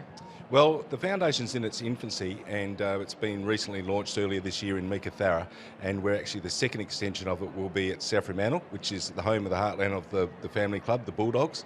And that will be called the Fremantle College, which incorporates from South Fremantle High School and also Hamilton Senior High School, formerly known as that. So they'll become the Fremantle College. And we see it that it's going to be a great initiative for, you know, the younger people and young adults to turn into role models within the community, both in the northern part of Western Australia and also in the metropolitan area. Fantastic work and congratulations. And of course, it is grand final day for 3 levels. It's a tight victory, or tight margin for Peel at this stage at half-time. Earlier today, the Reserves AHG Grand Final, and Paul Hazley, somewhat of an upset? Yeah, it was. South Fremantle winning as favourites. They had a few players drop back from their league side, but Subiaco, what a club. But also good to see Jacob Dragovic play that game after being knocked out last week by Kyle Halligan. There's the Subiaco players celebrating the premiership. Clark amongst the goals there, 5 goals and plenty of the footy as well. And the Colts earlier on, Mark Readings. Absolutely. Will it be a double, by the way, for Subiaco, the reserves and the league side? But a convincing victory to the Sharks. It's been a tough year for their league team, but a margin of 54 points in that one. 2 sides that have had a very good junior development system. Claremont always playing in grand finals, and East Fremantle had a few years off, but good to see them back, and hopefully that flows into some senior football for some of those players. Jake Patmore winning a lot of the footy. He will probably feature in the draft not far away. He's a prolific ball winner across halfback. Grand final here today, and we can't wait for next Saturday at the MCG when Adelaide will take on Richmond. The Tiger Army will be there. And of course, 7 Sport will take you through every part of the build-up, including game day, 7 a.m, nice and early. Hamish and the team will roll into the kick, featuring Das, Sam Lingy, Richo and Mick. And then at 12:30, bounce down at the MCG, the 2017 Toyota AFL Grand Final. And of course, you'll see it exclusively live and free here on 7. Telethon, of course, 50-year celebrations not far away. And Fat Cat is in the house raising some money for the kids of Perth. Don't go anywhere. Second half coming up. It's the Thunder by 3 over Subiaco. Second half of the 2017 WAFL Grand Final about to get underway. And the Lions with a deficit of 3 points. Sokol's been terrific in front of goal for Subiaco. Can he continue to hit the scoreboard and give this team yet another flag? Sun is shining, bright conditions now after a heavy outburst of rain. And of course, next month we're celebrating 50 years of Telethon. If you'd like to donate $5 now, simply text WAFL to 1997 6484. Wonderful cause, the kids of Perth, and we can't wait for that celebration to begin next month. Let's head downstairs. Steve Butler's got some breaking news on a big name for Peel. Yes, Zach Dawson definitely out for the rest of the day with that right ankle injury. Just hobbled onto the bench on his crutches, so no good for Zach there after that promising start for him. So down to 21 men, and they've been in a bit of the wars, Peel, but also there might be a bit of an omen here because last year when Peel won their first premiership, their boss John Ditchburn won the Kalgoorlie Cup with Cougar Express. And now today, I've just seen Neil Randall, the former president of Subiaco and WAFC commissioner, going absolutely nuts in the TAB area just here close by when Shintamani, his horse, just won the Kalgoorlie Cup. So that might be a good omen for Subi. Thank you, Steve. A bit happening before we get this third quarter underway. I think Subiaco have got every reason to feel pretty confident. Breeze is freshened during half-time, and they've got it in this quarter. Second half underway. Darcy decisively. Lawler taken off it. Hancock is Sutcliffe. He can't break free. Well, Peel need to get some benefit from Sean Darcy's ruck domination. We mentioned the differential in the first half. It was Subi with the clearance domination, even though Darcy was getting first hands to the footy. Everybody's getting in very close, aren't they? Hard to get out of there. Darcy tumbles over. A way to find the footy in that. Dominated clearances and inside 50s in that first half, Subiaco. Nick Subin, the one through the midfield for Peel that can really lift. Only 5 possessions so far. Darcy doing the work in the ruck and at ground level. 32 possessions in the first final against South Fremantle. Nick Subin, a very good user of the ball. Been blanketed so far. Phelan almost gathered cleanly by Stevenson. Bennell off to Ryan. Adamson pumps it away. Delahunty keeps it in front of himself. Leon Ryan missed his man. Dumar, now he's Subin into the act. Kick didn't have much on it. Delahunty. The Lions finally with some space. Phelan, 3-on-1 there. Carry on the kick though, that Breeze Dennis mentioned, perhaps playing a factor as the ball ends out the back. Sort of a desperation kick, but it might be okay. Two Thunder players collide, including Duman and Darcy, a scrambler. And Phelan's come out, dare I say it, feeling it, because he's in everything at the moment on the far side, and the gamble to play him has really paid off. No question about that. 15 possessions for Chris Phelan. I reckon 4 or 5 already in this quarter. And he's used the ball well too. Every time he's got it, he's been able to find a teammate inboard. Can he kick this from 50? Chris Phelan. It's a star of this football club. Interrupted year that he's had. For the first time in this grand final, the Lions lead.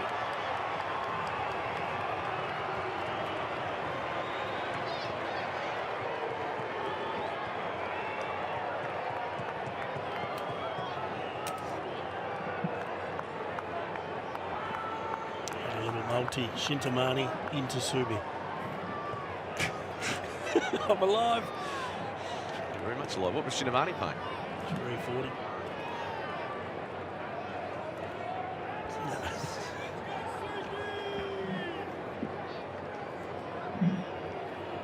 16 disposals for Chris Phelan, and he started this third quarter very well, and the Breeze really benefiting to the left of screen. That sailed through from 50. Perfect start for Subiaco. In front. And with a taste for it as well. Cocky, head down. Big chance here for Subiaco if they can put a few goals on in this quarter. Peel Thunder haven't played out the last quarter that well in the 2 finals so far this campaign. Bear in mind, they are down on numbers. Nyhouse tracks it towards the line. Ryan reaching in. Collins. And they go to ground together. It's a real test now for Peel. Horsley. Big second term. Phelan getting involved early. Ryan inventive. Out the back. Comes to Ryan, who finds the boundary. We go back to our trivia question thanks to Kennard's hire. It's even ages ago now that we discussed this. 5 players have won 3 or more Simpson medals. There are our answers. 4 times. Graham Polly-Farmer and Barry Cable.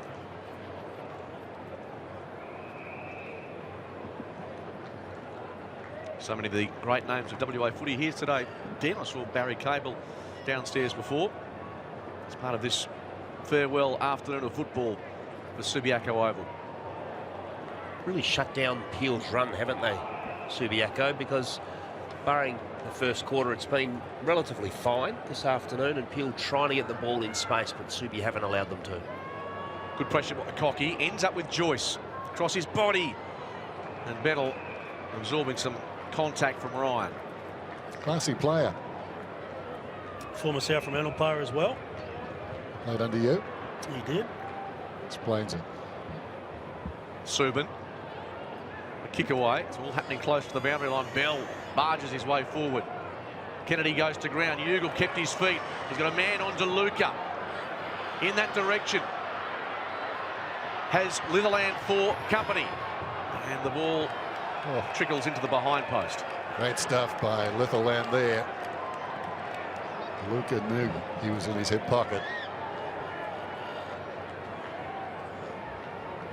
Some strapping on that right thigh. One of several Peel players worse for wear. This has been a physical encounter. It's all happening about 15 out from the Thunder goals. The Lions with a 10 differential inside 50s. They lead by 3. Lawler. Angled towards the boundary. Jiman couldn't take it. Players slipping over. Sutcliffe, Bell, and Heel the last to touch it. Cocky's been a willing worker too, hasn't he? Really putting his big body around. He's a beast in those packs. Zach Dawson's day is done. The career he has had, as we say on 96 FM. That's the cost of love. Sometimes you're on the wrong end of an injury. Friendly fire in his case this afternoon. Kennedy, a fumble. Sutcliffe, ditto. Subiaco really suffocating this Peel forward line. He's got the bigger bodies around the contest. I know the AFL listed players have the fitness on their side, but there's smaller midfielders. Sutcliffe, Subin, Pearce. Look at Subi, they got Horsley and Kitchen. As you said before, the Bull, Cocky. I think Subin none too pleased with the umpire. Adam Cocky, such a loyal servant of this Subiaco footy club. Cox inadvertently ends up with him. High ball. The mark taken. Juman had his chance. Walters at ground level. Good release, hand pass by Heel. Off to Phelan. And a socket just went past Ryan. Opportunity for Nyhouse to reload. Mark was dropped. Sheridan sweating on it. And once again, Subiaco doing enough. Adamson escaping, but the whistle had been blown.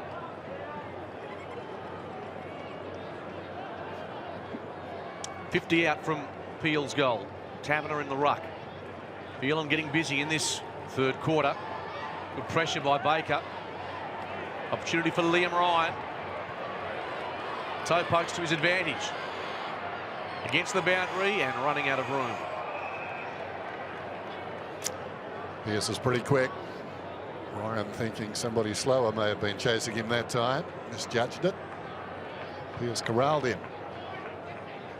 255 games of AFL experience next to the name of Daniel Pearce, but appearances this year for Fremantle, few and far between. That ball has gone over and out as Cam Shepherd contemplates it's going to be a pretty tough last hour to win back-to-back premierships. Bennell drives it wide, and Lockyer really good in cutting down the space, although it was Taverner who took with the strong hands. A mark close to the boundary.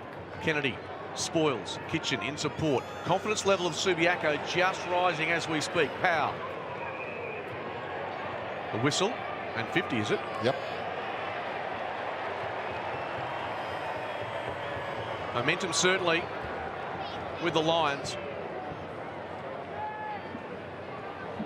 Powell wastes no time. Kick was superb. And Sokol did not have to break stride.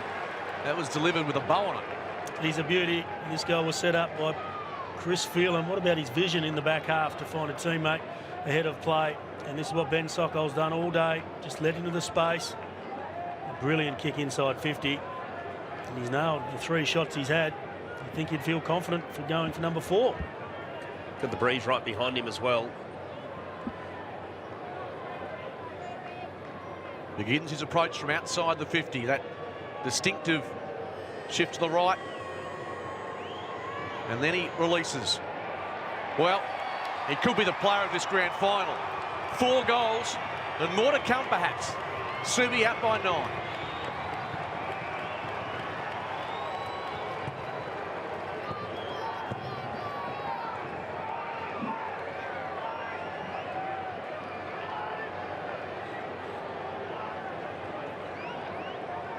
Can you bring up that kick from Chris Phelan? Just the start of that passage of play.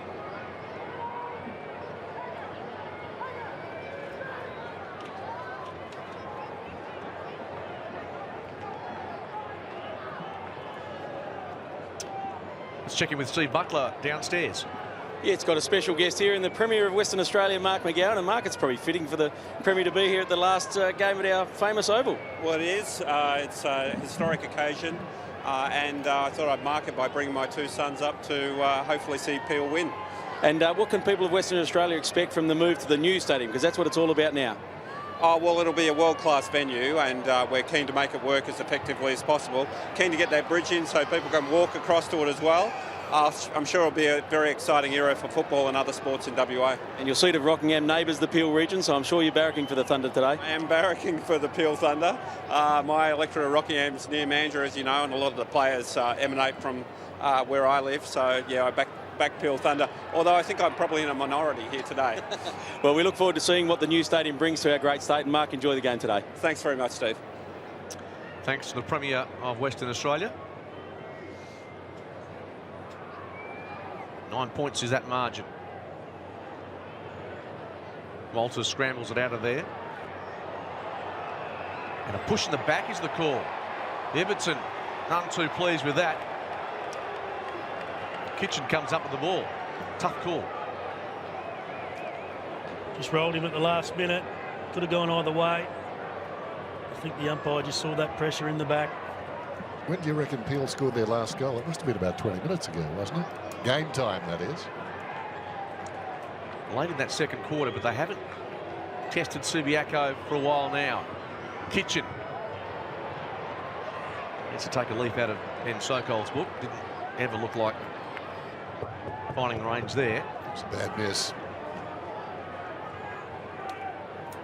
Oh, poor kick in here. So's that. I think that was touched.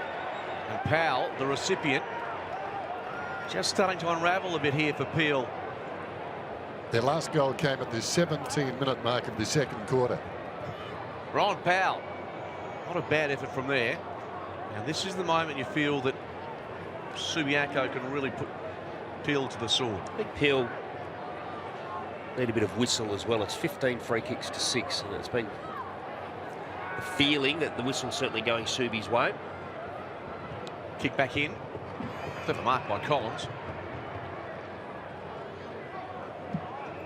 We mentioned the breeze, whether that is worth a couple of goals. Perhaps for Subiaco. Kicking to the left of screen in this quarter. Need a response here. The Thunder. Kennedy goes to ground. Out the back, this is where Peel can get you. Great tackle on Ugle. They won it back. Kennedy launches a long ball. Kitchen in front, Ibbotson intent on destruction.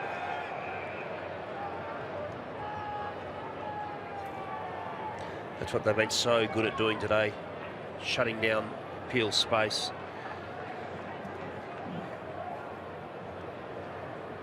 .63 tackles to 51. Wheeler in front. Ugle tries to work his way into it, but Joyce links up with Walters at the 50. Baker snaps it straight to his opponent in Ibbotson. Interesting call, this ball, if it does go out, but it won't. Toomey first onto it. Hits up Kitchen. Searched inside 50. O'Brien couldn't take the mark. But boots a ball to me with plenty of guile and experience attached to that mark. They're dominating at the moment, Subi. That's the other guy. I was just going to say how they appeal for out deliberately, but one of the prerequisites of deliberately out of bounds is the ball goes out of bounds. They're opening them up here now. Joyce heads towards the top of the square. Wheeler caught behind, and Logue had to be good there.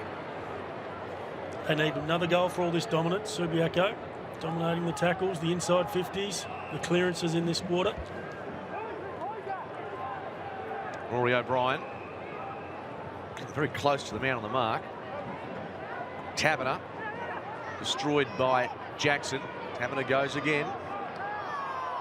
Goes to ground. No prior opportunity. Everton's kick was run down.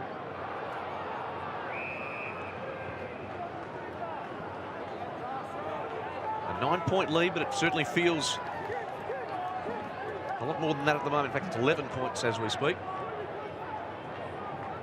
Subiaco trying to put the foot down. Hancock. Ball ricochets. Halligan. Snap. And he too misses. He was dangerous in the second semi, wasn't he? Particularly in the second half up forward. Very lively customer. They missed a few they could have kicked here. 16 scoring shots to 9. Peel certainly haven't threatened at the other end of the ground. Oh, almost calamitous. And embarrassing all in one moment. Kick by Ryan towards defensive 50. Pearce left it behind. Going off the deck was Jim Arn. Hancock. That fumble was costly. Adamson hooks it around his body. It was touched in flight. And hence the tackle came immediately.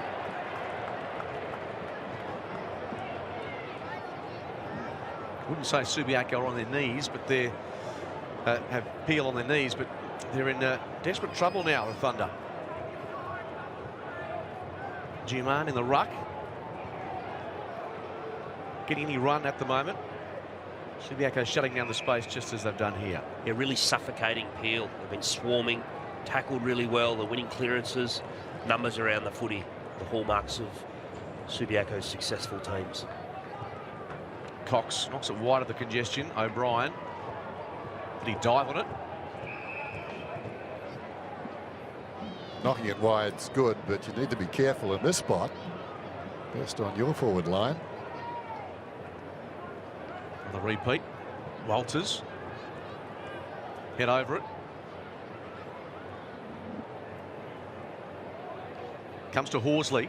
Dispossessed. Lawler. Adamson was there. Toomey. Jackson. And now Phelan. Towards the pocket.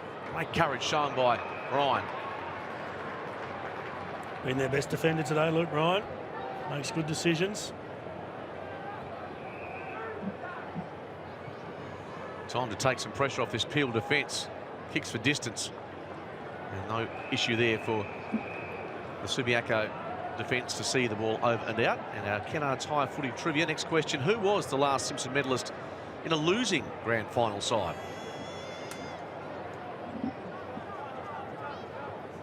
Stony silence in the box at the moment. Not a great indication of where we're heading.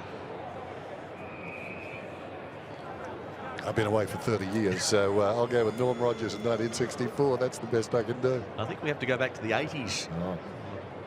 Producer was telling me. So we'll begin that process. Taken by Heel. Oh, Stevenson. Meters in the clear. That right half forward. Goes for Horsley. Ryan thumps it away. Baker, great evasive skills.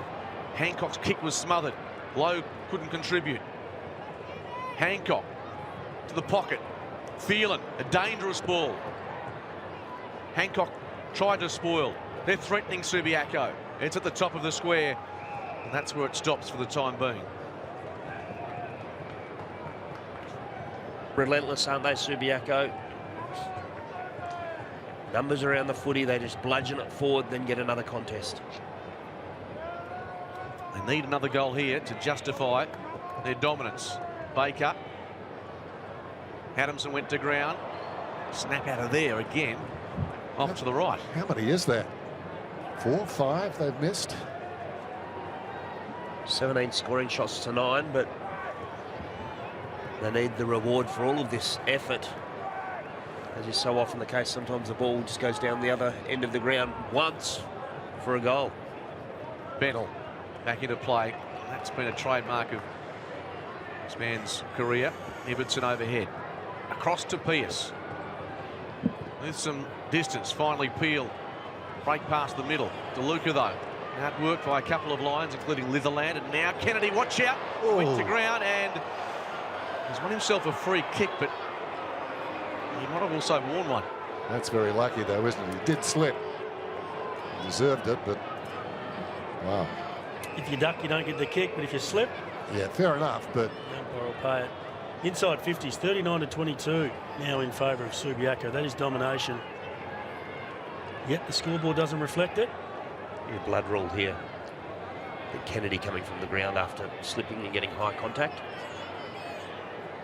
Done some very classy things today, Kennedy. Been a very good Dow defender. Gets the job done every week.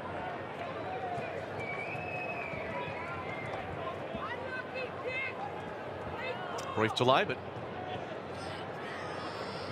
not a bad thing for Peel, this delay either, just to sort of snap out of their funk. Certainly on the back foot in this quarter. Lucky to only be 13 points down. A break through the middle. Baker. Spots Toomey in space. Wade Toomey gathers. Choice with the Shepherd. Ryan couldn't complete the task. Kick around the body by Delahunty, just too much on it for Stevenson. Your real worry is DeLuca can barely run. Dawson's off the field and hasn't played since early in the first quarter.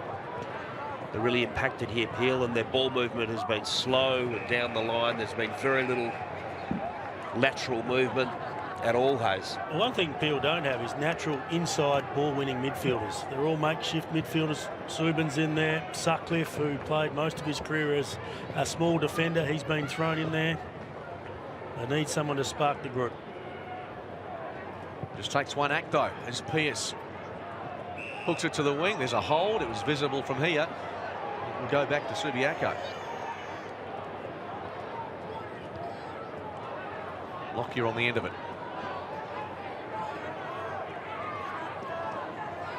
The ref of ideas long. Hits up Joyce. Almost a 50-metre penalty against Taberner there, really close to that protective zone. Stabs the footy. Past a couple would-be forwards. Collins. Thumping kick towards the wing, off hands. Cocky knocks it towards Horsley. And he's in all sorts of trouble. That has to be holding the ball. Thought for a moment he got away with it. He was unlucky with his AFL career too, Horsley. 14 games with the Suns. Did an ACL. Was going very well until he did that knee.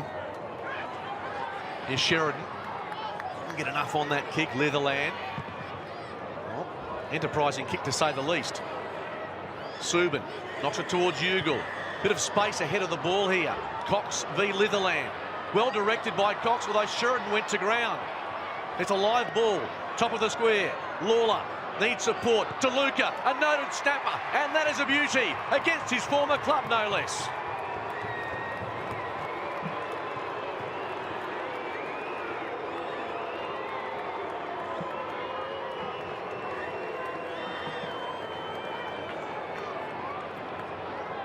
That kick from Litherland, Dennis.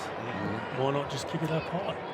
Up and under. Up and under. Why? You know, he had to kick it, but why put it there? Why not just put it up where you can run? And at least you get 3 or 4 to the contest. That's the next kick. Yeah. Me and Dennis are on the same page. No, It's the new wave. Bring it in. It's coming. Well, Josh DeLuca, he's really impacted by that cork on the right hamstring, right quaddie. And we've seen him do this many times there. On the right foot this time, keeps Peel in contact with Subiaco, who have been dominant in this third quarter, but only have a margin of 7 points currently. Breeze looks to have dropped for the time being. Do the Thunder have another surge in them? Pierce, Taberner. He was always the best placed player for that. He looks as if he might have hurt himself on the way down. It was great work out of the centre by the Thunder. First time today he's really got to run and jump at it. His body work's been very good from Lockyer. When the ball comes out of the midfield like that from Daniel Pierce, a great kick to advantage.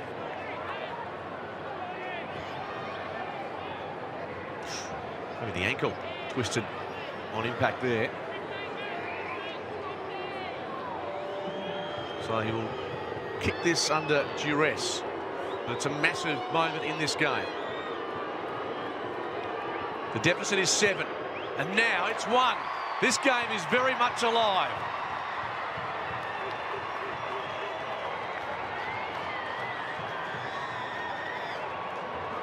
You said it down there, what, 5, 6 shots? The blood rule. Yeah, that as well, yeah.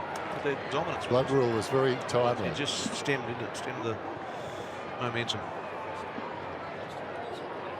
Exactly. Oh, that's the first time I can remember actually them doing it like that.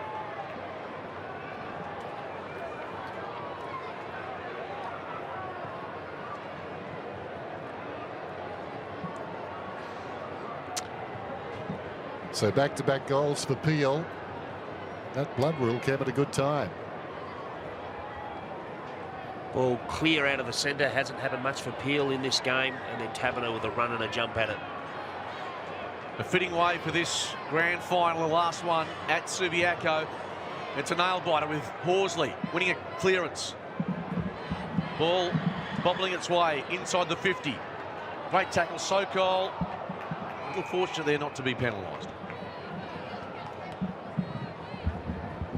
Subiaco could do the lift from Liam Ryan.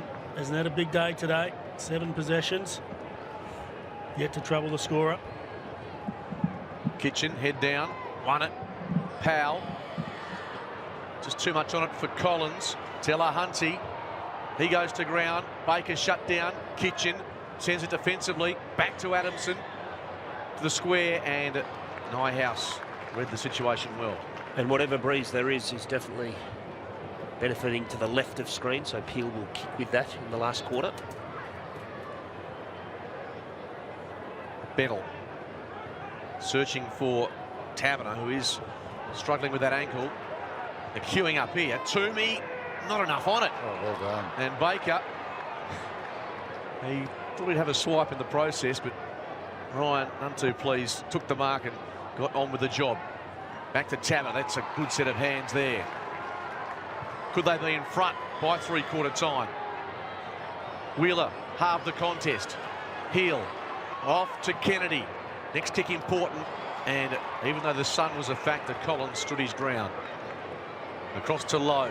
Bennell's there as well, and now Ibbotson measures the options. It's Hancock. Just regaining composure and perhaps some self-belief here, Thunder. Kennedy's been very brave today, but that was a very poor kick going in. Launches a long ball. Diving on it. Walters receives it. But this ball again is heading back towards Peel's half-forward line. Bennell in the best position. He wants to make a switch. It has to be a good kick. DeLuca needs to go off the ground, perhaps. He does just that. Brilliantly trapped by Toomey. Hand passed over the top. Howe across to Delahunty. This game opening up now. In the path of Sokol. 4 goals next to his name. Can he gather and give? I think he was out of petrol tickets by the time he'd reached the boundary. In fact, deliberate is the call. So Peel with 28.5 on the clock. Still a chance to go up the other end and hit the lead. Big switch here. Lots of hang time. Kitchen won't get there. Made enough of an impact, though, to put O'Brien under pressure. Was he pushed to the back? No whistle. And now it's holding the ball. Wow. Played that pretty well without giving a free kick. Kitchen affected the spoil. It's a powerful tackle, but did roll him at the right time. Good call by the umpire. Walters runs off the mark.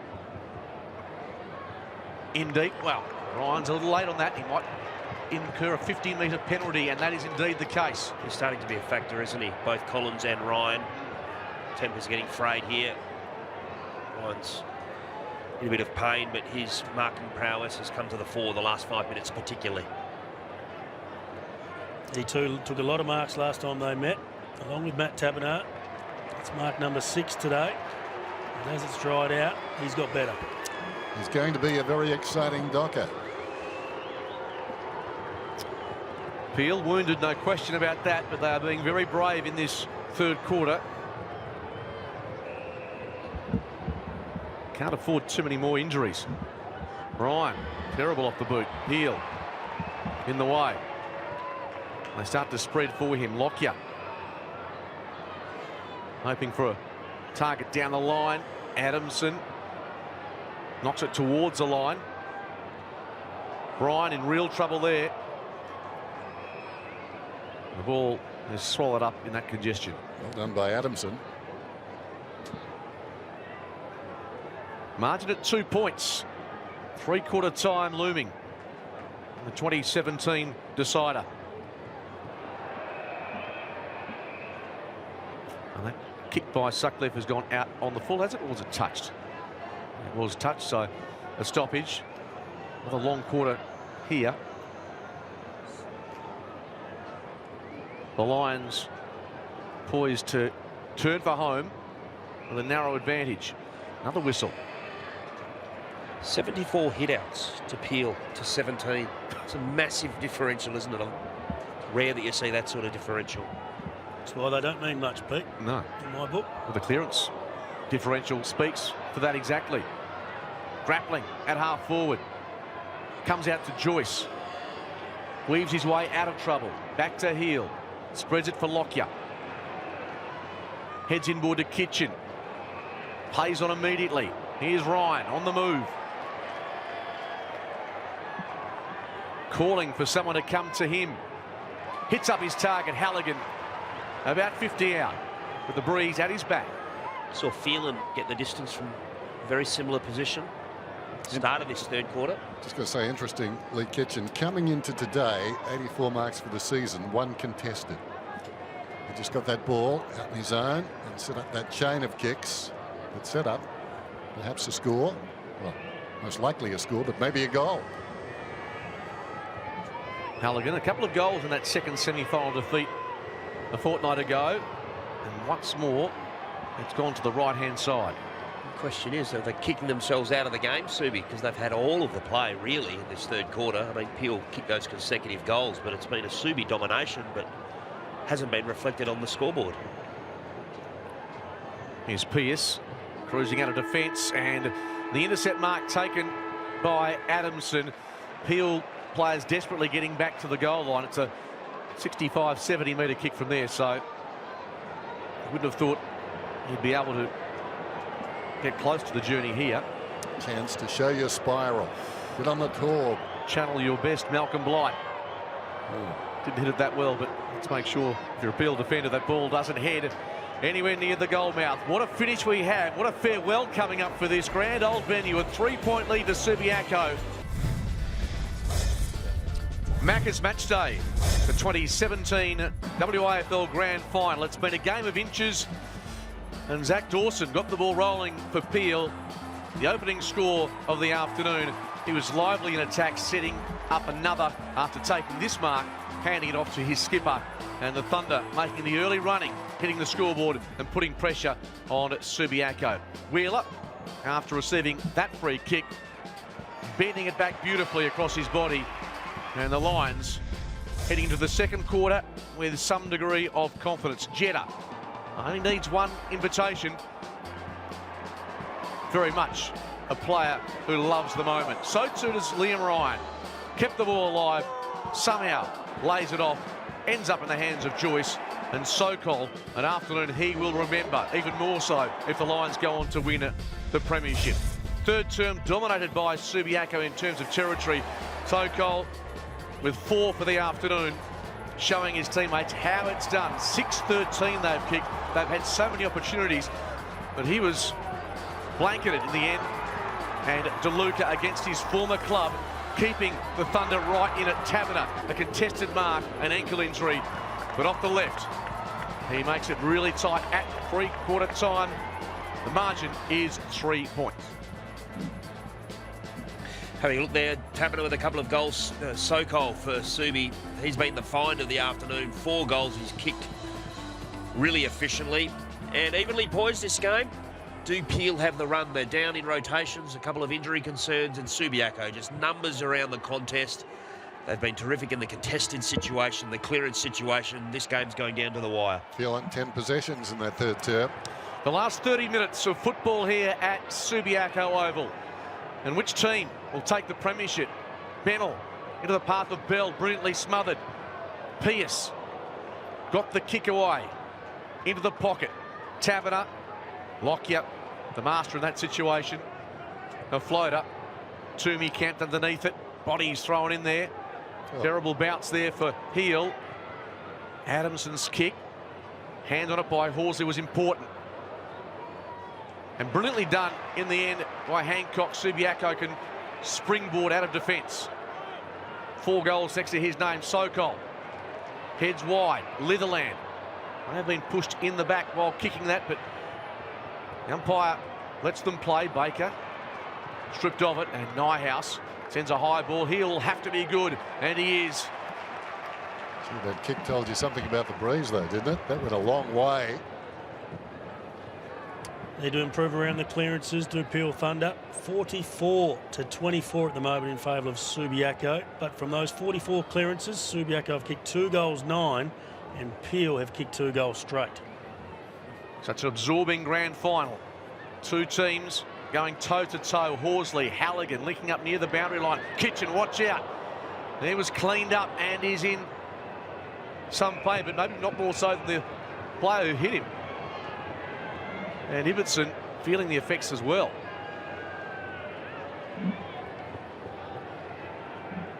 Little moments in this match. Ibbotson ruefully gets to his feet. They're down on numbers. Darcy ends up with Bell. Broke free. O'Brien pokes it wide, and Cox is on the end of it. Heads towards Taberner. Good use of the body. Got rid of his man. Off the left. Heading towards Duman. Can he get there? The bounce will be critical. Off the deck will he go? Yes, it's there. And the Thunder back in front.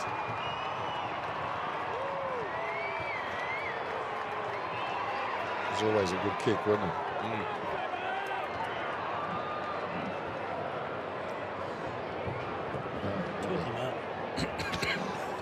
No. I'm talked out. Contract on hold. Is it? He's making those. He's making. Are your supporters, Hayes?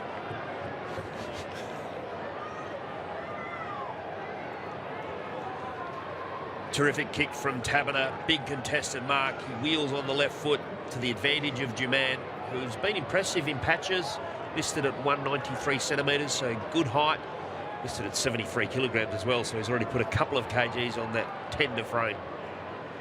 The Thunder by 3. Horsley beaten to it by Pierce, who's had some big moments in this match.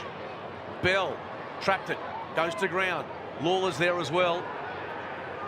And the Thunder win a stoppage at half forward. He's been good, Daniel Pierce. He's the one Peel Thunder player through that midfield that's starting to get his hands on the ball. More clearances than anybody. Darcy knocks the ball down. Subin being quiet to David. Has an impact there. Can't get fist on footy. A scrap for possession. Hancock couldn't hold on to it for Subiaco. Bugle in there. Delahunty, Horsley. Finally, Hancock just hurries a kick in the centre square. It's taken by Ryan. Now, O'Brien has some space. The ball sits up for him. Around his body. Taberner's got 2 to beat here. And that's a decent result. Bit of physical activity just after that ball went over the line as well. I sense the Peel intensity is lifted. Yes. I mean, it is the start of the last quarter in a grand final, so you expect it. Subi will match them, but definitely Peel have lifted their output. 35 around from the Thunder's goal. Delahunty in front. Got past Pierce. And a couple of players, make that 3 Peel players, making sure that Hancock was going nowhere. The former Shark.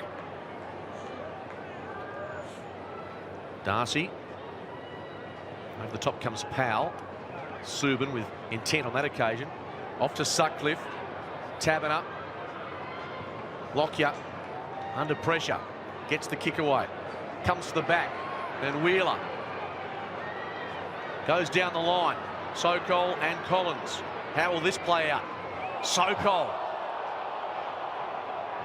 Rides his man into the ground. It's WWE, Dennis. There was too many W's, I think. What do you say? Talking to an It's expert. a web address. Both Peel and Subi chasing just the one W in the next 25 minutes. Well done, mate. Let's get things back on track as Wheeler from the pocket. He's a left footer, so and can at times thread the needle. Kicked a good goal early in the game. In the Similar left angle. forward pocket, yes. Ball just hangs. Two dockers there, Darcy or Collins. The latter calls out his ruckman. Good Mark Collins, isn't he? Terrific overhead. And Walters likewise at the 50. That's where he needs to improve, though. When he does use the ball by foot, he can turn it over coming out of defence. Can't do that at the higher level, or any level for that matter. Tries to steer it into the pocket, but that was a low percentage play. It was very ambitious. That kick for Walters towards Sokol, and why not go towards him? He has kicked 4 goals, but very difficult to execute that one. 6 minutes into this last quarter. Bell and Cox both launched. Off hands. We'll do it again. Subin 8 disposals. He might be important in this last quarter. Hasn't been a big, I mean, he's been vigorous and tough, but just needs to win a bit of footy. Delahunty bodies up with Darcy. O'Brien's kick was shut down. Darcy in the direction of Cox. He's certainly been wholehearted this afternoon, Delahunty. Lacking support on the ball. He's just gone at those big blokes who have rotated around him as far as Peel are concerned. 15 possessions to Delahunty, 6 to Darcy. Here's Sheridan. Time and space has been limited for all players today. On the slide, Ryan continues to impress. Goals at a premium you'd expect in the next 25 minutes. Jackson's there, Taberner from the side. Lockyer the punch. Phelan. Shoot it towards the wing. Lawler can't break free.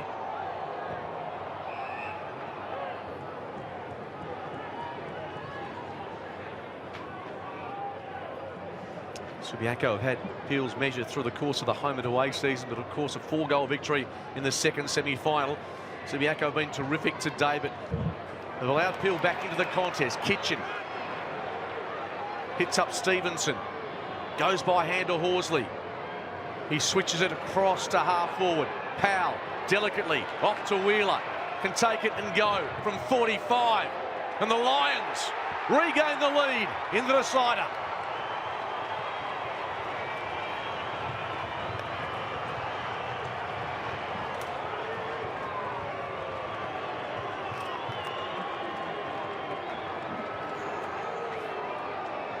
Who's it down here that just socketed it out? Was it Lockyer? Yeah, I think so. Was it? Won the stoppage. Just down here, that loose ball just socketed it off the ground.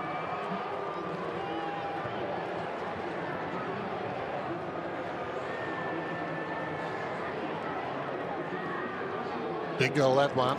Clancy Wheeler gets his second. Lockyer did some good work back on the wing, just soccering the ball off the ground, just getting it forward, moving it forward any way you can. Last quarter of the grand final. Some raw emotion from Clancy Wheeler. They struggle. And suspect still has a couple of twists and turns. Darcy. Pearce calls him out. The outside of his boot. Jackson with the spoil. Lockyer and Taberner. A 2-man war all afternoon.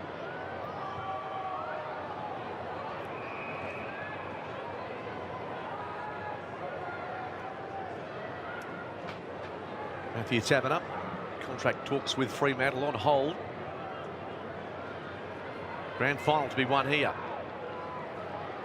Joyce couldn't get any leverage on the kick.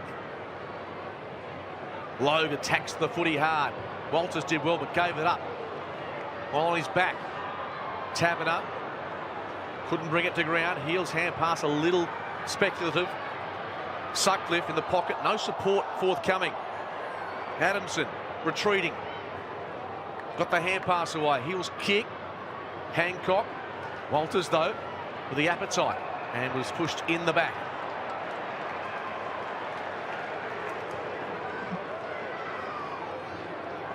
Quick to move it on. Oh, Sutcliffe did superbly well to get a hand on it. Keeps the ball alive. Horsley sends it over and out. And a couple of pats on the head surely go back to Cam Sutcliffe, forcing essentially that turnover. Big by Sutcliffe, certainly. The idea was right. Change the angle. Don't go to the wing. Try and get some movement in the corridor. Take a chance now, Subi. Here's Hancock. Drives it to the pocket. Lots of bodies up. Sheridan the flyer. Subin. Oh, don't tell me. Well, outside of the boot, left foot effort. Wasn't that far away. Margin at 2. Sokol a long way up the ground. Very smart with his leading pattern, Sokol, all day, all year. The last quarter at Subiaco will end in sunshine and perhaps glory for Subiaco. They lead by 2, but being asked some questions. Kennedy called to the side this week. Just need to be inventive going up into this breeze. Down the line, Logue. An opportunity for Ugle. Has got men inside 50. Well, heads towards the top of the square. Taverner's there, and he almost completes the mark. Close to the goal line. Adamson is gone.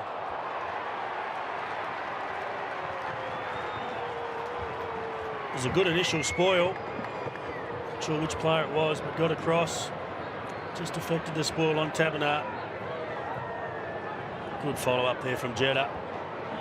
Big occasion. It's the sort of player he is. Fancy himself from here. Sucking in the oxygen.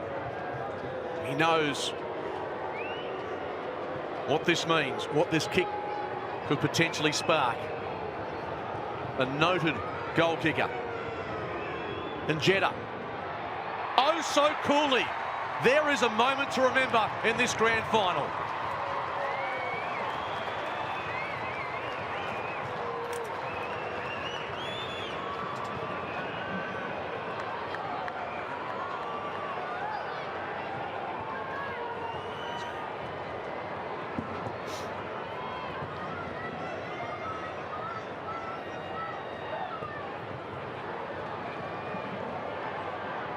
I'll pick it up, Roslyn.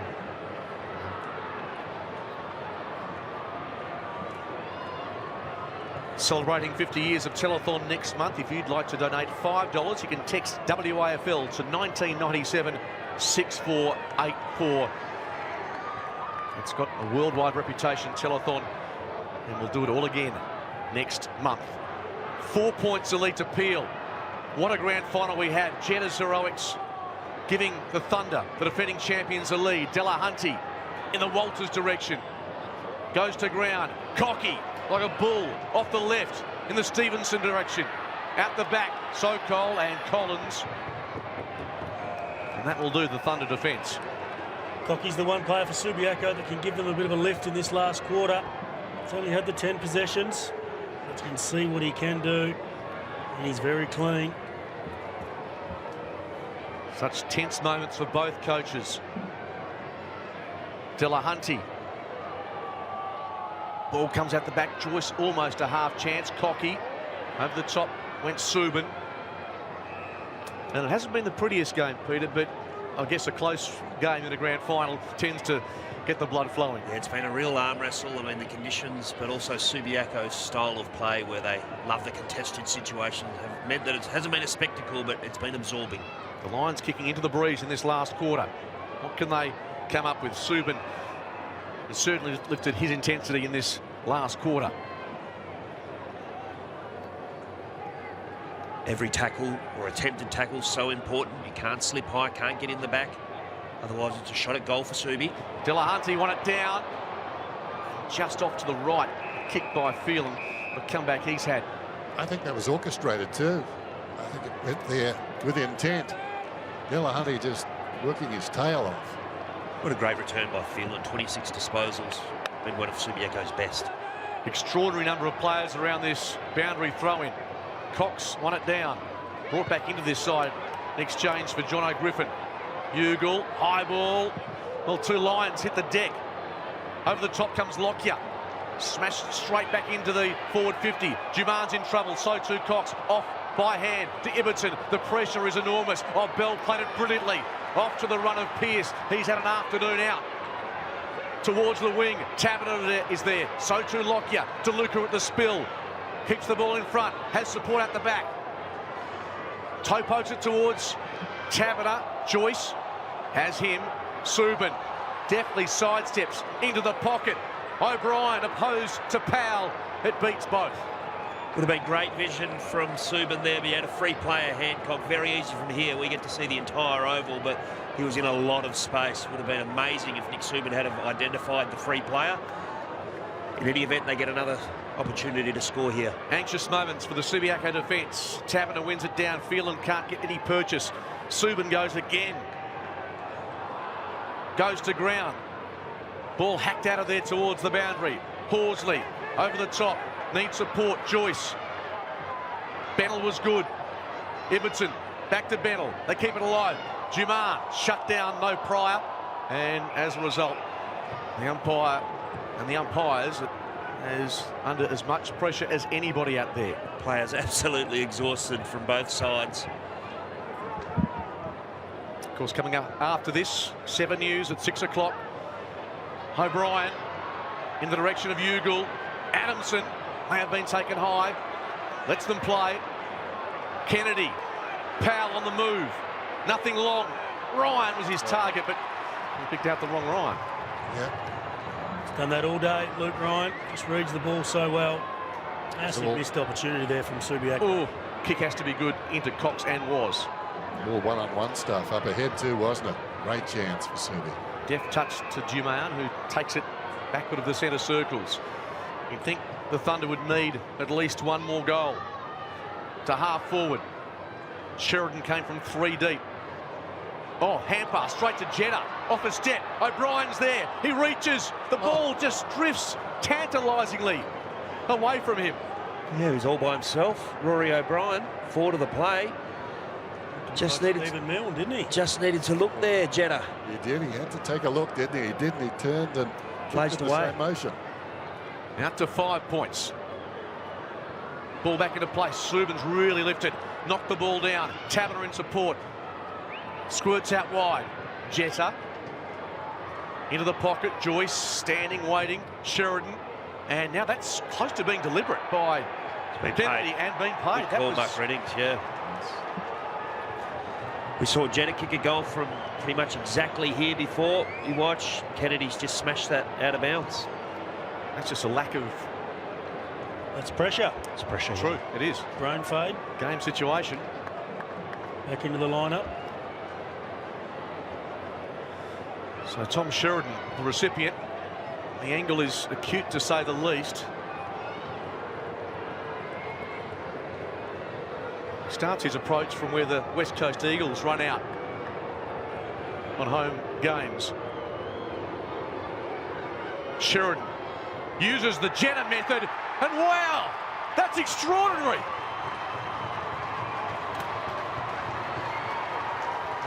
He liked it early, didn't he? Hands went up. Yeah. Got it flush. I thought he kicked it narrow. Come off the boot.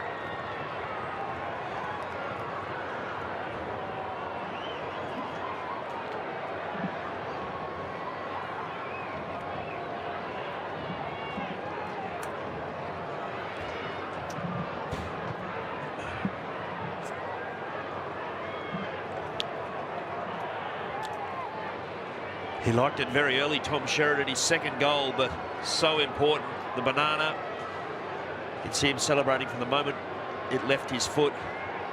Here with a couple of extras now also behind the footy. Garrick Ibbotson has performed that role very well for a number of years, both at AFL and WAFL level.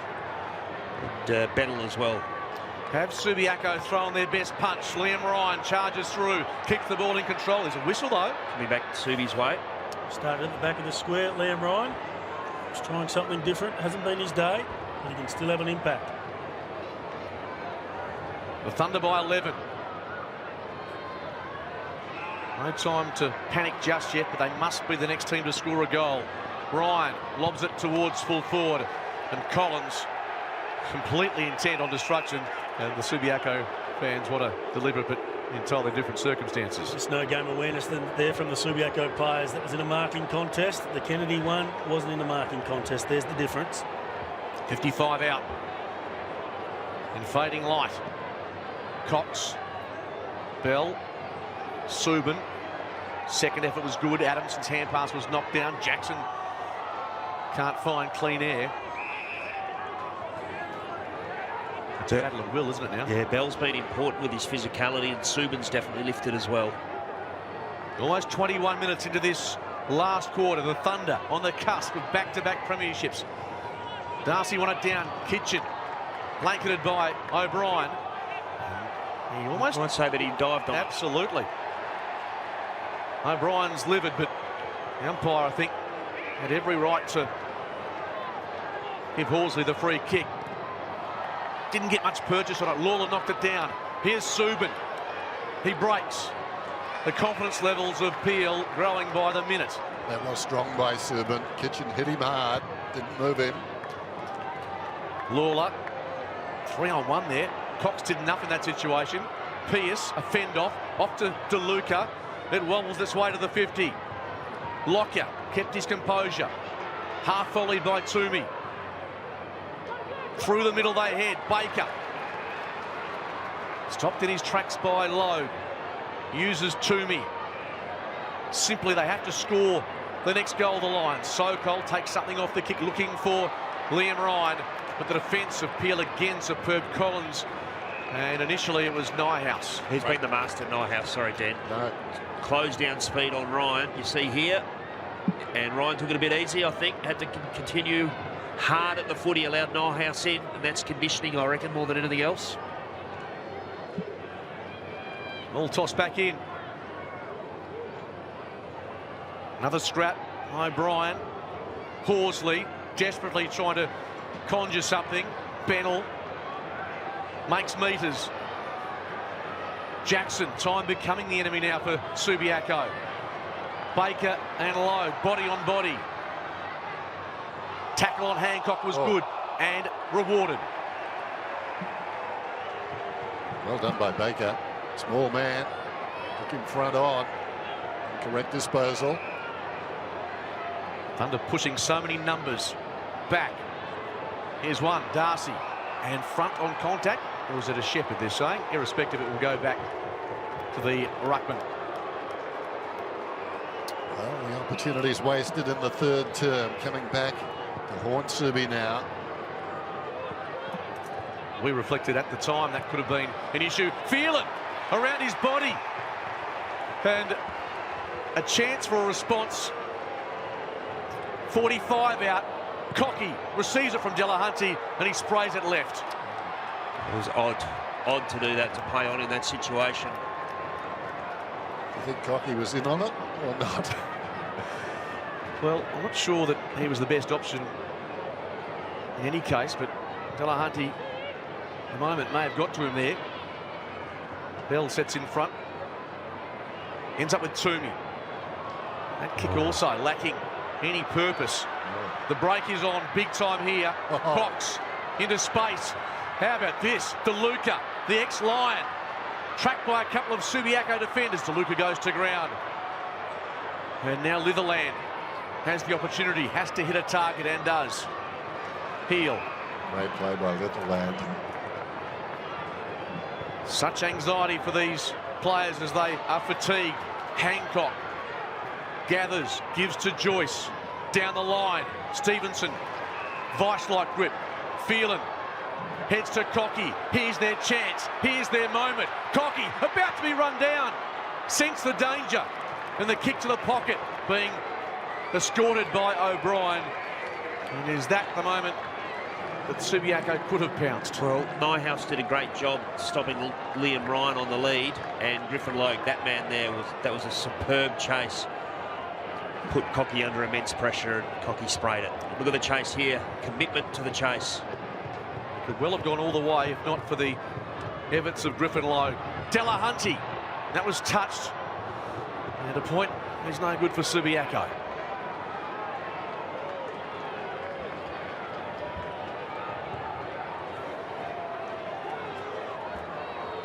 .7:14 they've kicked.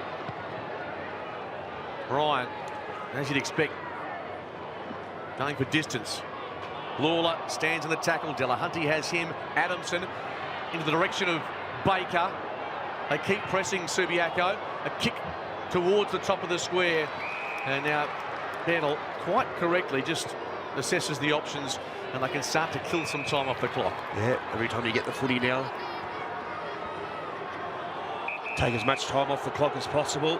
Probably disguised it a bit better than Sam Collins did just then. Now he's in trouble. Sokol stood the mark well. Stevenson. And then the boundary line's your friend. It's a pretty simple formula. Then numbers around the contest. A couple behind the footy as well. Peel very organised. There's a lot of direction taking place out there. Nick Subin, Sutcliffe, experienced players. Ibbotson and Collins in defence. Delahunty in front. Pearce has been sound. Darcy off to O'Brien. Such a workhorse. Adamson went off the ground. So Ibbotson completely free. He'd be 65 metres from the footy. Logue about 40 metres from the footy. Lions must win a clearance here. The ball in dispute, not coming out. And some very weary players from both sides getting to their feet.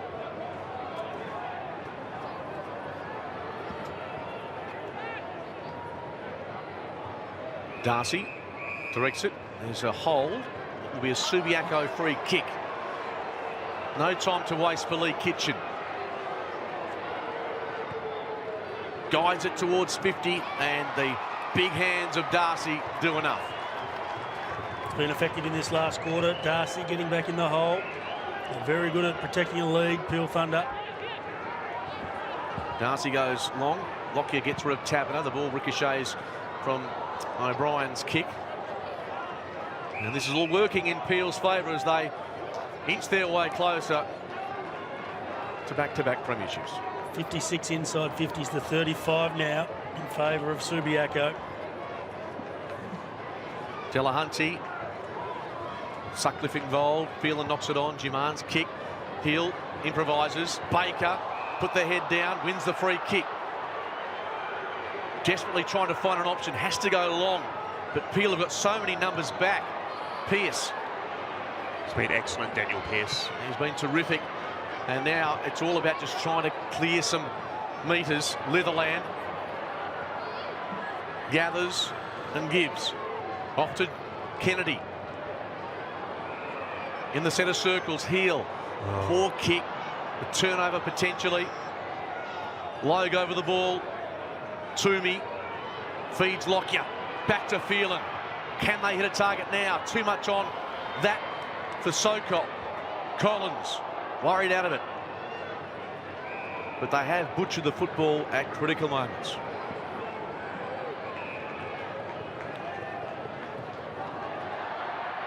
$10 points the lead.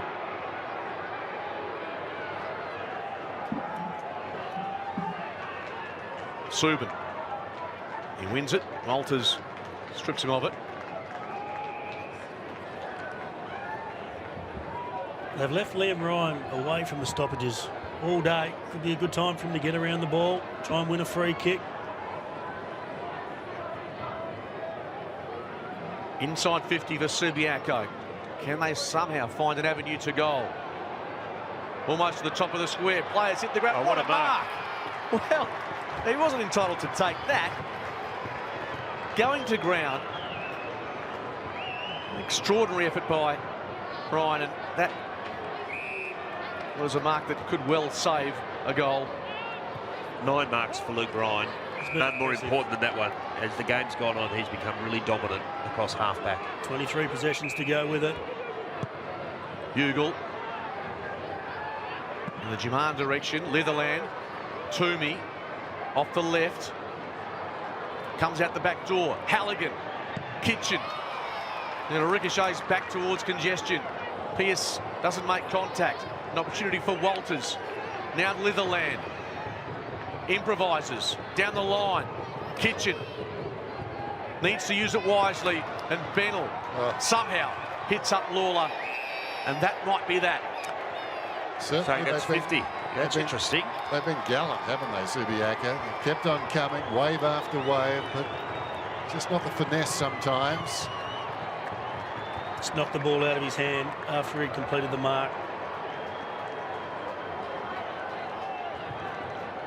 Peel Thunder, yep, that's 50. Have saved their best for September, as they did last year. With the influx of AFL-listed players, some of whom will be bowing out of footy with the taste of victory.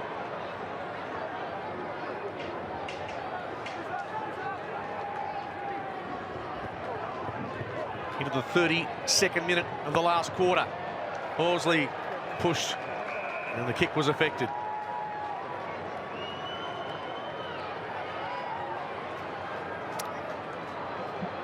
Daniel Pearce. He knows that this job has just about been completed. Drives it in the Darcy direction. Peel. Ugle almost. Block his kick, intercepted by Griffin Logue. The defender with a chance to ice the match. Right place, right time. Pressure on Lockyer, and Logue took a really important mark in the third quarter, and now he has a chance to ice the game for the Thunder. Well, if he kicks it, it'll be a very disappointing aftermath for Subi. Had their chances, they will know that. They squandered them. Logue hasn't squandered this one. Siren sounds, and the youngest club in the WAFL, Peel Thunder, has the honour of claiming the last premiership at Subiaco.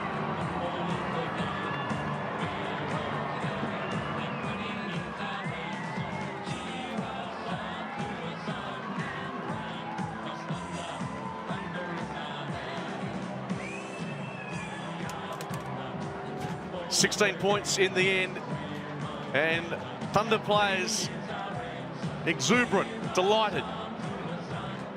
And during the course of the afternoon, we all thought Subiaco had their chances. They did have their chances, particularly in that third quarter. They had all of the play, Subi, 7 goals, 14. And what happened was Peel took it down the other end of the ground, kicked consecutive goals, and that really gave them the springboard for this victory. Let's head down to Steve Butler. Got Leroy Jett here with me, and Leroy, it's been a tough few years, mate, but this must feel very special for you today. Oh, definitely. Obviously, having a year off last year was pretty tough to see the boys win it, but yeah, it was a tough game. We knew it was going to be, 3 or 4 quarters to get the boys, and in the end, 2 tough goals from the boundary line to win the game, pretty much. So, credit to Subi. They've been the benchmark team for the last 3 or 4 years. So, just a great win. Yeah, good effort by the boys. Of course, you missed last year because of being part of the Essendon supplement scandal, and no fault of your own, and it must feel pretty special today. You're a very popular player. You just saw all the boys coming and hugging you, and just how does it feel right now, mate? Yeah, just speechless, to be honest. Like you said, last year missed out. I was in the grandstand cheering the boys on, and went back to Mandurah and had a few beers with them. So, but no, you can't top this, to be a part of the team and go back to back. Last WAFL grand final at this great stadium. Yeah, speechless. So great effort again by the boys. Maybe the tough times make it that little bit sweeter too, mate. Oh, definitely, mate. Definitely sweeter that one today. Go and enjoy it. Well done. Leroy Jett there with Steve Butler, and he's right, Paul Hazelby. It was an important goal, wasn't it? Leroy Jett, and then also Tom Sheridan with the banana, almost identical kicks. Very tough pocket to kick goals from, no doubt about that, but they did it at the clutch time. Subiaco had plenty of opportunities to kick goals in that third quarter, didn't, and they would be feeling that loss because they dominated play, particularly the clearances and also the inside 50s. But it doesn't matter, you've got to put it on the scoreboard, and that's what Peel have done for the 2nd year in a row now. Rain Bryant is downstairs with, I think she has Matt Taberner. I'm down here with Matthew Taberner, and look, you've been in and out of the Freo side all year, but what an amazing end to your season. Yeah, great finish. You know, we're always going to get a bit of criticism being in the Lions side, but we just stay focused as a group and, yeah, put in a great final series and, yeah, put a lot of hard work in. Yeah, but premierships, I mean, this is what it's all about. Of course, yeah. Personally, for myself, I missed out last year, and it's a totally different group, so we're all really driven and eager to finish off well, and we're farewelling a few great players, so we just wanted to honour them with effort and, yeah, finish off the year strong. Well, congratulations, enjoy the win. Beautiful, thank you. Matt Taberner, 11 disposals, 7 marks, and they really targeted him, Paul Hazelby. They did, they went after him. He was really good last time they met. He had the 16 marks, 4 goals, and most of that damage was done by half-time last time out. But today, they had a plan for him, but he was still pretty good. He found a way, didn't he? I was just going to say. After quarter time. He stuck to it, didn't he? I thought he was very good. Steve Butler is with the last goal scorer in the game. The last goal scorer indeed, and just gave his coach Cam Shepherd a very big hug. It must feel pretty good, Griff. Yeah, mate, it's just, I don't know, just euphoria really, just after a long season, and it's, you know, it's got its ups and downs, and a lot of people against us and against the whole side, and Shep's got a lot of pressure under him, but it's really good that we've finished it off with a great win. What does it mean to you to actually win a premiership here in the last game at this famous ground? Oh, look, I grew up as a young'un just kind of dreaming of even just, I'd never even been to a footy game before I'd been picked up by the Dockers, so it's an unreal experience, and obviously Domain Stadium's got such a great history behind it, and it's awesome, it's really good. You've got a very famous uncle in Andrew Vlahoff from basketball, and now maybe you're starting to catch up with him, mate. I'll be a few years if I ever catch him, but we'll just have to see how we go. Well, congratulations, mate, and go and enjoy it. Thanks, mate. Good on you. So Peel Thunder are your premiers by 16 points. Back with the presentations after this.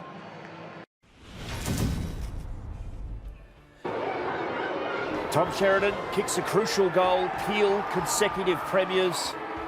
It was an arm wrestle all day. There's a celebration from Griffin Logue, who kicked the last goal of the match, and swamped by teammates. Subiaco were gallant, but in the end, Paul Hazelby, Peel too good, and there's Cam Shepherd with Luke Ryan. Luke Ryan was a very good player.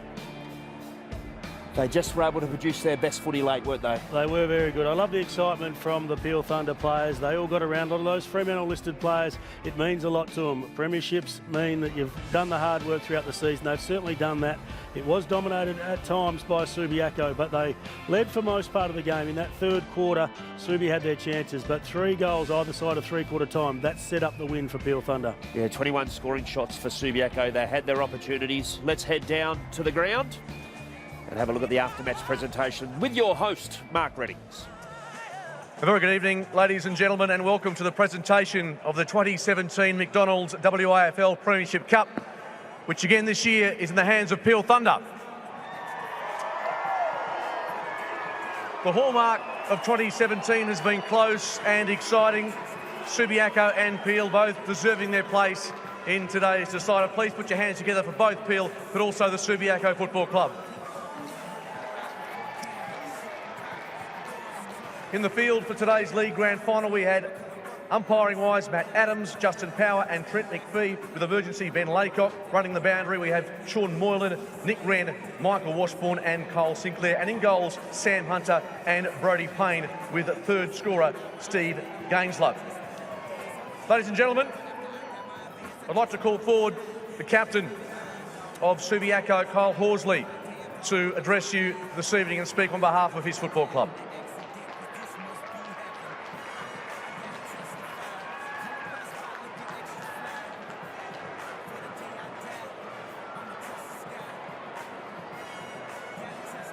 First of all, congratulations to Peel.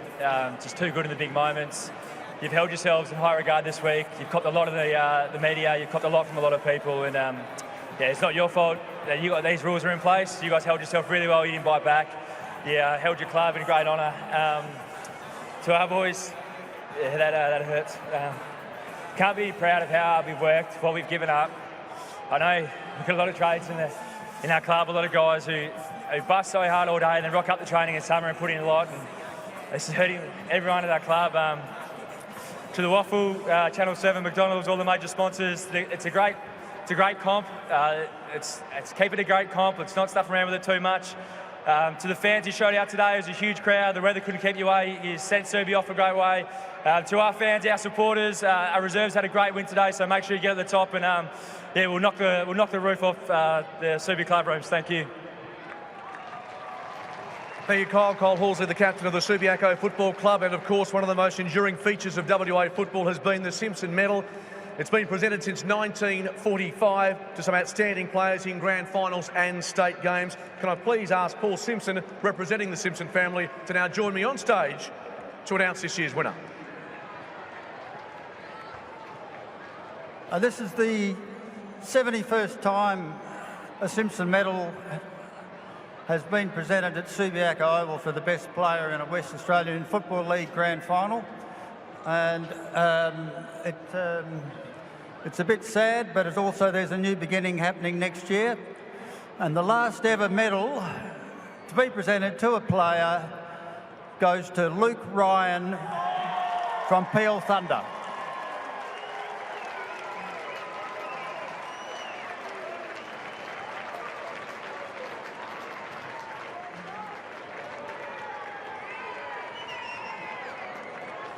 Well done, mate. Well done.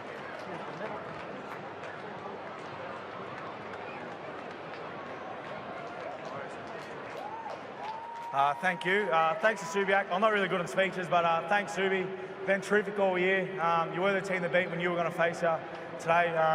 Well done, boys. Should be proud of your effort. To our boys, yeah. We copped some media whack in the week, and they said we can't play together, and we proved them wrong. So, well done, boys. Can be prouder. And thanks to everyone coming out today. And yeah, go Peel. Thank you, Luke. Luke Ryan, our 2017 Simpson medalist.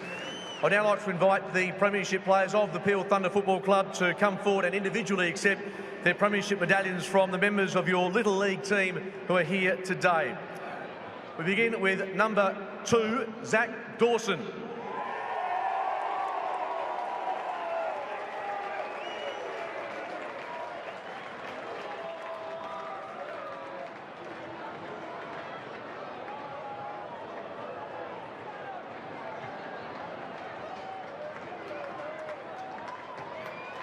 Number 3, Rory O'Brien.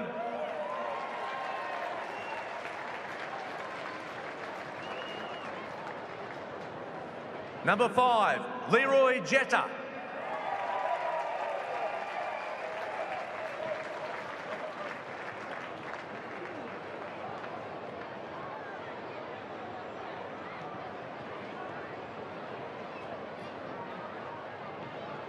Number 7, Braden Lawler.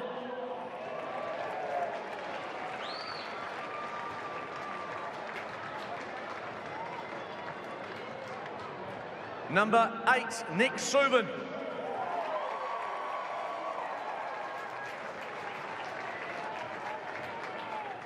Number 10, Trey Bennell.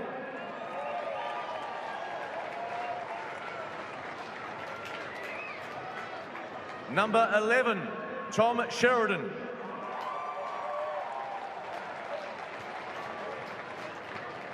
Number 12, Ben Hancock.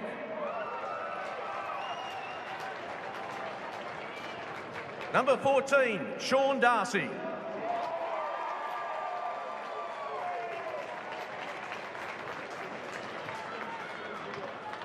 Number 15, Garrick Ibbotson.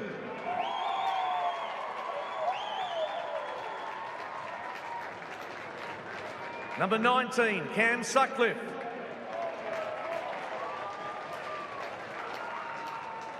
Number 20, Matt Taberner.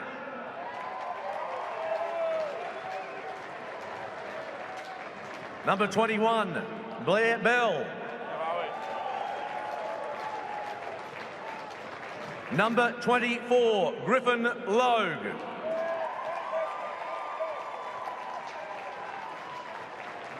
Number 36, Brennan Cox.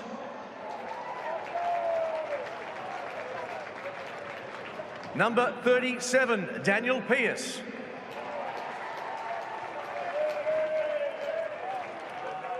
Number 38, Simpson medalist, Luke Ryan.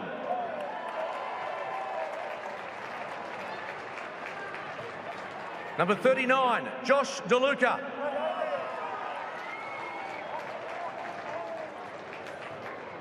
Number 40, Sam Collins.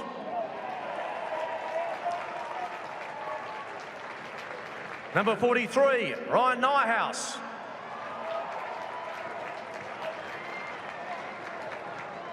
Number 44, Talon Juman.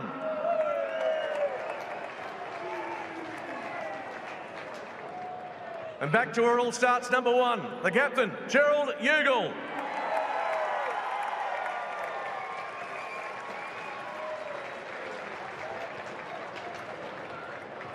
As Gerald makes his way up, someone who's been a superstar of the sport in here over the years is John Todd. I'd like to call forward the WA football legend to come to the stage to present the 2017 Premiership Coach Medallion. This medal has been named after John in recognition of his outstanding coaching record and his long involvement in the game. John? Thank you, Mark. It's a pleasure to be here for the last grand final at Subiaco Oval. Congratulations to Subiaco. Perhaps you kicked yourself out of the game, 7-14, 21 shots, a few more than Peel. To Peel, well done, and my medal goes to the coach, of course, is Cam Shepherd.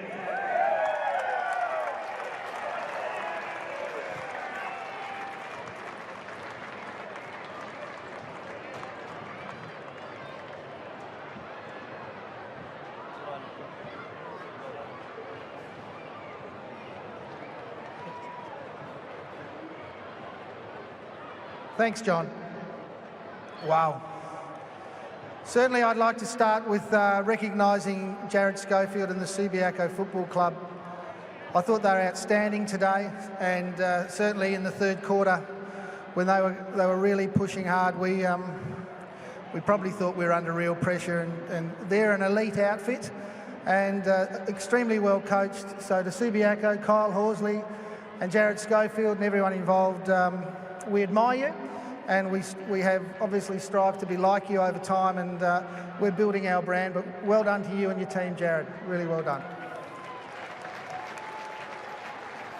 There's dual premiership coach Cam Shepherd. What a fine job he's done. Luke Ryan, the Simpson medalist, as Peel become consecutive premiers by 16 points. There's one thing you know about Subiaco, and that is they'll be back next year. But Peel, just too many big guns late.